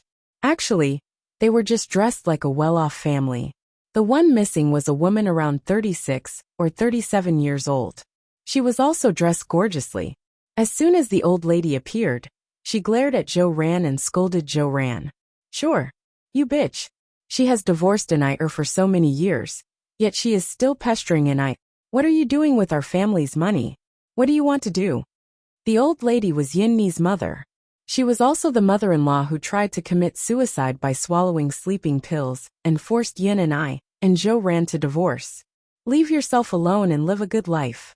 However, you have been harassing my An-I all these years. Damned lowly maid. An-I is going to marry Wen next month. You lowly servant mistress. Go and die as soon as possible." As the old lady spoke, she pulled the 36 or 37-year-old woman standing beside her and scolded Zhou Ran. This 36 or 37-year-old woman was Wen, who was going to marry Yin and I next month. Wen was an employee of the same company as Yin and I. However, her position was lower than Yun Ni's. Therefore, God liked her very much and forced Yin and I to marry her. Yin and I did not agree and delayed it for so many years. Mistresses have been causing trouble since ancient times. "Bitch, how dare you take my family's money after you are divorced? I will beat you to death." The old lady stared at the stack of money in Zhou Ran's hands and was so angry that her hair stood on end. She rushed over and wanted to grab Wen's hair and fight with her to snatch the money. However, just as the old lady's hand was about to land on Zhou Ran, a pair of beautiful hands grabbed the old lady's collar. Who are you? This is my family's business. You are an outsider. Get out of here." The old lady saw Yun Jian suddenly stand up, and she scolded Yun Jian. Just as Wen was looking at Zhou Ran smugly, and everyone thought that Zhou Ran would back down, Wen's expression changed. Yun Jian pointed at Zhou Ran in front of everyone and uttered a statement that sent a ripple of shock through the crowd with a straight face. "I am Yun Jian, her biological daughter, who was separated from her 15 years ago." M. Chapter 2580. Translator. Endless Fantasy Translation Editor. Endless Fantasy Translation Translator. Endless Fantasy Translation Editor. Endless Fantasy Translation. If we're talking about an outsider, you should be the outsider. Who do you think you are to strut around in my house? Yin Jian grabbed the old lady's hand and uttered the words that were extremely calm to her expressionlessly. Once she spoke, Zhou Ran, who stood where she was with the stack of money, Yin Mu, who rushed up to stop the old lady when she was about to attack Zhou Ran, Shen Tuwen, who carried a branded bag and was dressed to match Yin and I, as well as Yin and I and the old lady herself. Everyone present was completely stunned by Yin Jian's words. You. What did you say? The first one to react was not Zhou Ran but the old lady. At this time, the old lady stared with her pair of black eyes, and a look of horror flashed across her face. Jianer? You're Jianer. Zhou Ran stared at Yun Jian after she heard what she said. She stared at Yun Jian, her voice soft and her words heavy as she spoke with all her might. Yin and I was dumbfounded as well. The briefcase in his hand fell to the floor with a clatter. Didn't they say they were separated for 15 years? How could they find her? Shen Tuwen had heard of Yin Ni's family background as well, so she exclaimed in disbelief. The old lady's face was terrifyingly dark as well. Are you my elder sister? You're my Yin Jianjia. Yin Mu was stunned. In the next second, she dashed to Yun Jian and threw herself into Yun Jian's arms. Sis. Yin Mu, who was 18 years old and 5 centimeters taller than Yun Jian, had short hair and looked exactly like a boy. She cried with all her might, tears streaming down her cheeks despite not shedding a single tear for more than a decade. Yin Mu was only 3 years old when Yun Jian was separated from her. When her younger brother was kidnapped, Yunying was already in her teens. But Yun Jian was no longer around, so she was the elder sister. From the day her parents divorced, Yun Shen cut off the long hair that she loved the most for more than 10 years. She swore that she would protect her mother like a boy, be the pillar of the family. She wanted to protect her mother from being bullied, so she forced herself to live as a boy. After witnessing Yun Jian's skills at the Westgate Market, Yin Mu's face was full of envy. If she had such skills, she wouldn't have been bullied all the time. When she found out that Yun Jian was her biological sister, and recalled the way Yun Jian had protected her, she burst into tears on the spot. She was also someone who had her elder sister protecting her. In response to the crowd's bewilderment, Yun Jian spoke calmly, I am. Just because you say so. What if it wasn't? How can you prove that you're Yun Jian who was lost 15 years ago?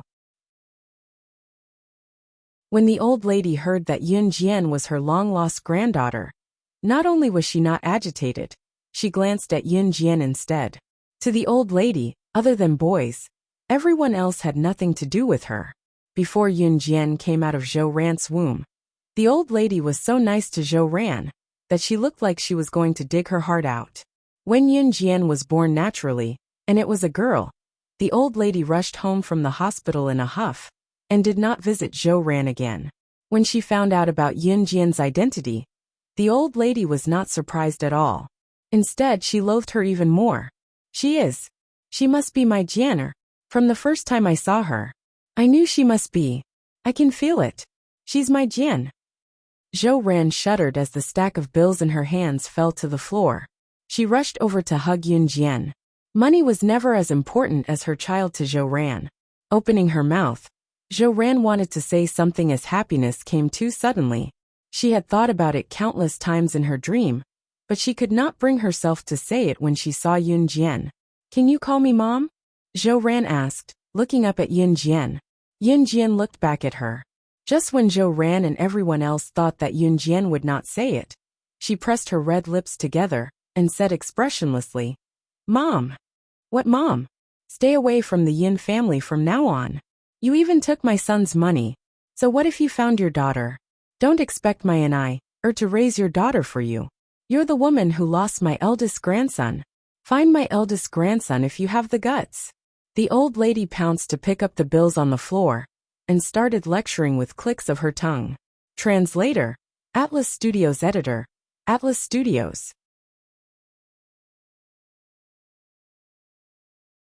Chapter 2581. Translator, Endless Fantasy Translation Editor, Endless Fantasy Translation Translator, Endless Fantasy Translation Editor, Endless Fantasy Translation. Old Madam was afraid that when Yun Jian came back, Zhou Ran would ask her son for Yun Jian's living expenses.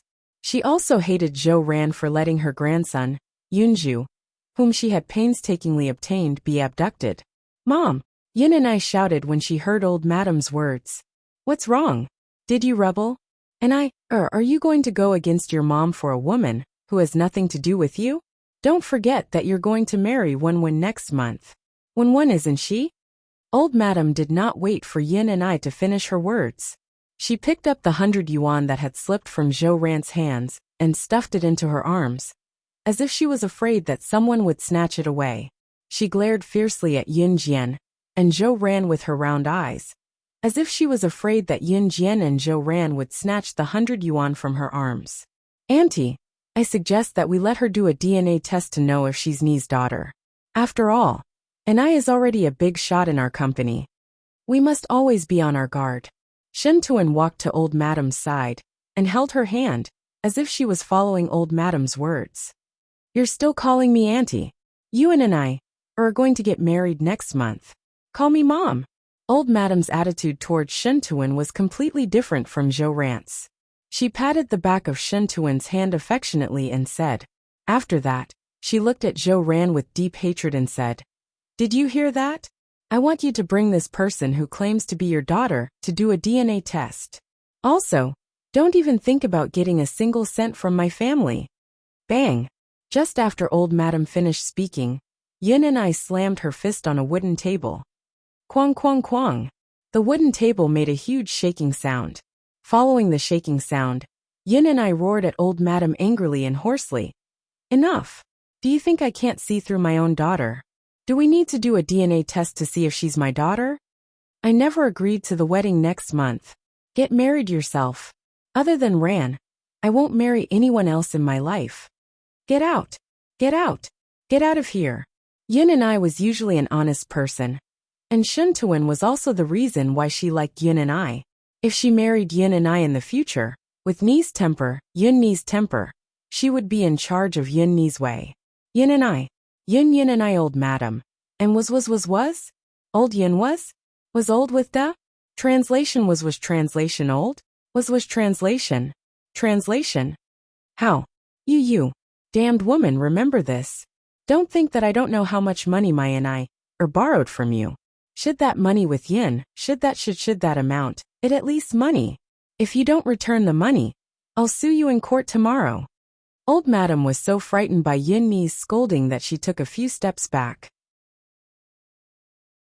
Then, she looked at Zhou Ran and screamed like a crazy woman. 100,000. After Old Madam screamed like a lunatic, Yin Jian looked up. Her eyes were cold, and her lips moved slightly as she spoke. "That's right. 100,000.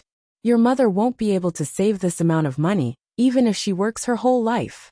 You're still pestering and I, even after you're divorced. Your mother is the mistress." Old Madam glared at Yin and I. Just when Old Madam thought that Yun Jian would refute her verbally, or be surprised that Zhou Ran owed her family so much money, Yun Jian's lips moved slightly. "Oh, 100,000. In the next moment, everyone saw Yun Jian walk to the side and take the travel bag that she had left at the door. Then in front of everyone, she unzipped the travel bag and turned it upside down. Everyone saw a large stack of US dollar bills falling out of the travel bag.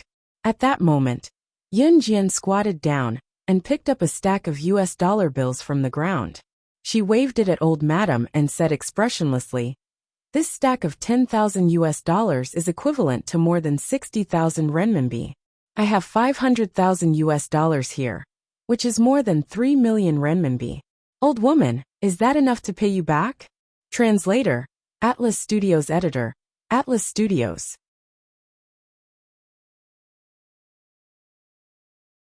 Chapter 2582. The stacks of banknotes were dug out from the travel bag. Although they weren't red Grandpa Mao banknotes, None of the people present had ever seen so much money in their lives. At this moment, they were all shocked and stood rooted to the ground. The old lady's eyes widened. Her pair of black eyes darted left and right, back and forth. Her face looked as if she had eaten feces and instantly turned as white as ice. Enough, enough, enough. The old lady looked as if she had been possessed by a ghost as she walked towards Yun Jian. Her eyes were filled with the pile of US dollar bills in front of Yun Jian. Just as the old lady was about to reach Yun Jian in an obsessive manner, a cold smile appeared on Yun Jian's face. Yun Jian's lips curved slightly. Unknowingly, a lighter appeared in Yun Jian's hand. This scene made Shinta-1, the old lady, Yun and I, Zhou Ran, and Yun Ran's eyes widen in shock. What are you doing? What are you doing, child? No. The old lady rushed over like a lunge. However, Yun Jian was one step ahead of her. In front of the old lady, she burned the pile of US dollar bills to ashes. Just as the few people present held their breaths in shock and looked at the scene in front of them in disbelief, Yun Jian's cold voice suddenly rang out. Unfortunately, I won't give you a single cent of this money even if I burn it to ashes. So much money was burned to ashes by Yun Jian in an instant. The old lady and Shinta-Wen's expressions were the most interesting. It was equivalent to 3 million yuan in banknotes. It was money that they could never earn in their lifetime. Yet it was burned by Yun Jian just like that. Oh, the money! The old lady was so angry at Yun Jian that her eyes rolled back, and she fainted in front of everyone present. Sister, you're so domineering. Yun Lian clapped her hands and looked at Yun Jian with admiration. But sister, how did you get so much money? Yun Ran asked the question that Zhou Ran, Yun and I, and Shinta-1 wanted to know. The money belonged to Yun Jian, and Yun Jian had been separated from them for 15 years. Therefore, Zhou Ran and Yun and I would not say anything about Yun Jian burning the money. After all, she was her biological mother. Yun and I had already helped the old lady up and rushed to the hospital. Shinta-1 also left. After Yun and I helped the old lady to the hospital, and Shinta-1 left, Yun Jian said calmly, "It's fake." Puff. Sis, you still have the habit of carrying fake money with you. That old woman was scared out of her wits just now. I've long found her an eyesore. How infuriating. She deserves to be angered to death. Yun Lian laughed. Lianer, I'm making dinner. Take Jianer out for a walk. Zhou Ran looked at Yun Jian excitedly. I know, Mom. We'll go out for a walk. We'll be back soon. Yun Lian knew that Zhou Ran was going to make something delicious for dinner, so she pulled Yun Jian out excitedly. The residences in the slums were close to each other, and the surroundings were messy. It was simple and ordinary, and some places even emitted an awful stench. Yun Meng took Yun Jian away from the slum and went to a school that was equally shabby, but had a better environment in comparison. Sis, this is the high school I'm studying in. I'll take you there to take a look. It's Saturday today, and there's no one in school. Yun Ran addressed Yun Jian as her sister smoothly, hooking her arm around Yun Jian's as they walked into the shabby school. Right, sis. What have you been doing all these years outside? Yun Ran pulled Yun Jian through the school gate excitedly. She suddenly thought of something and turned to ask Yun Jian. Yun Jian's eyes glinted at Yun Ran's question. Under Yun Ran's expectant gaze, she confessed, I am.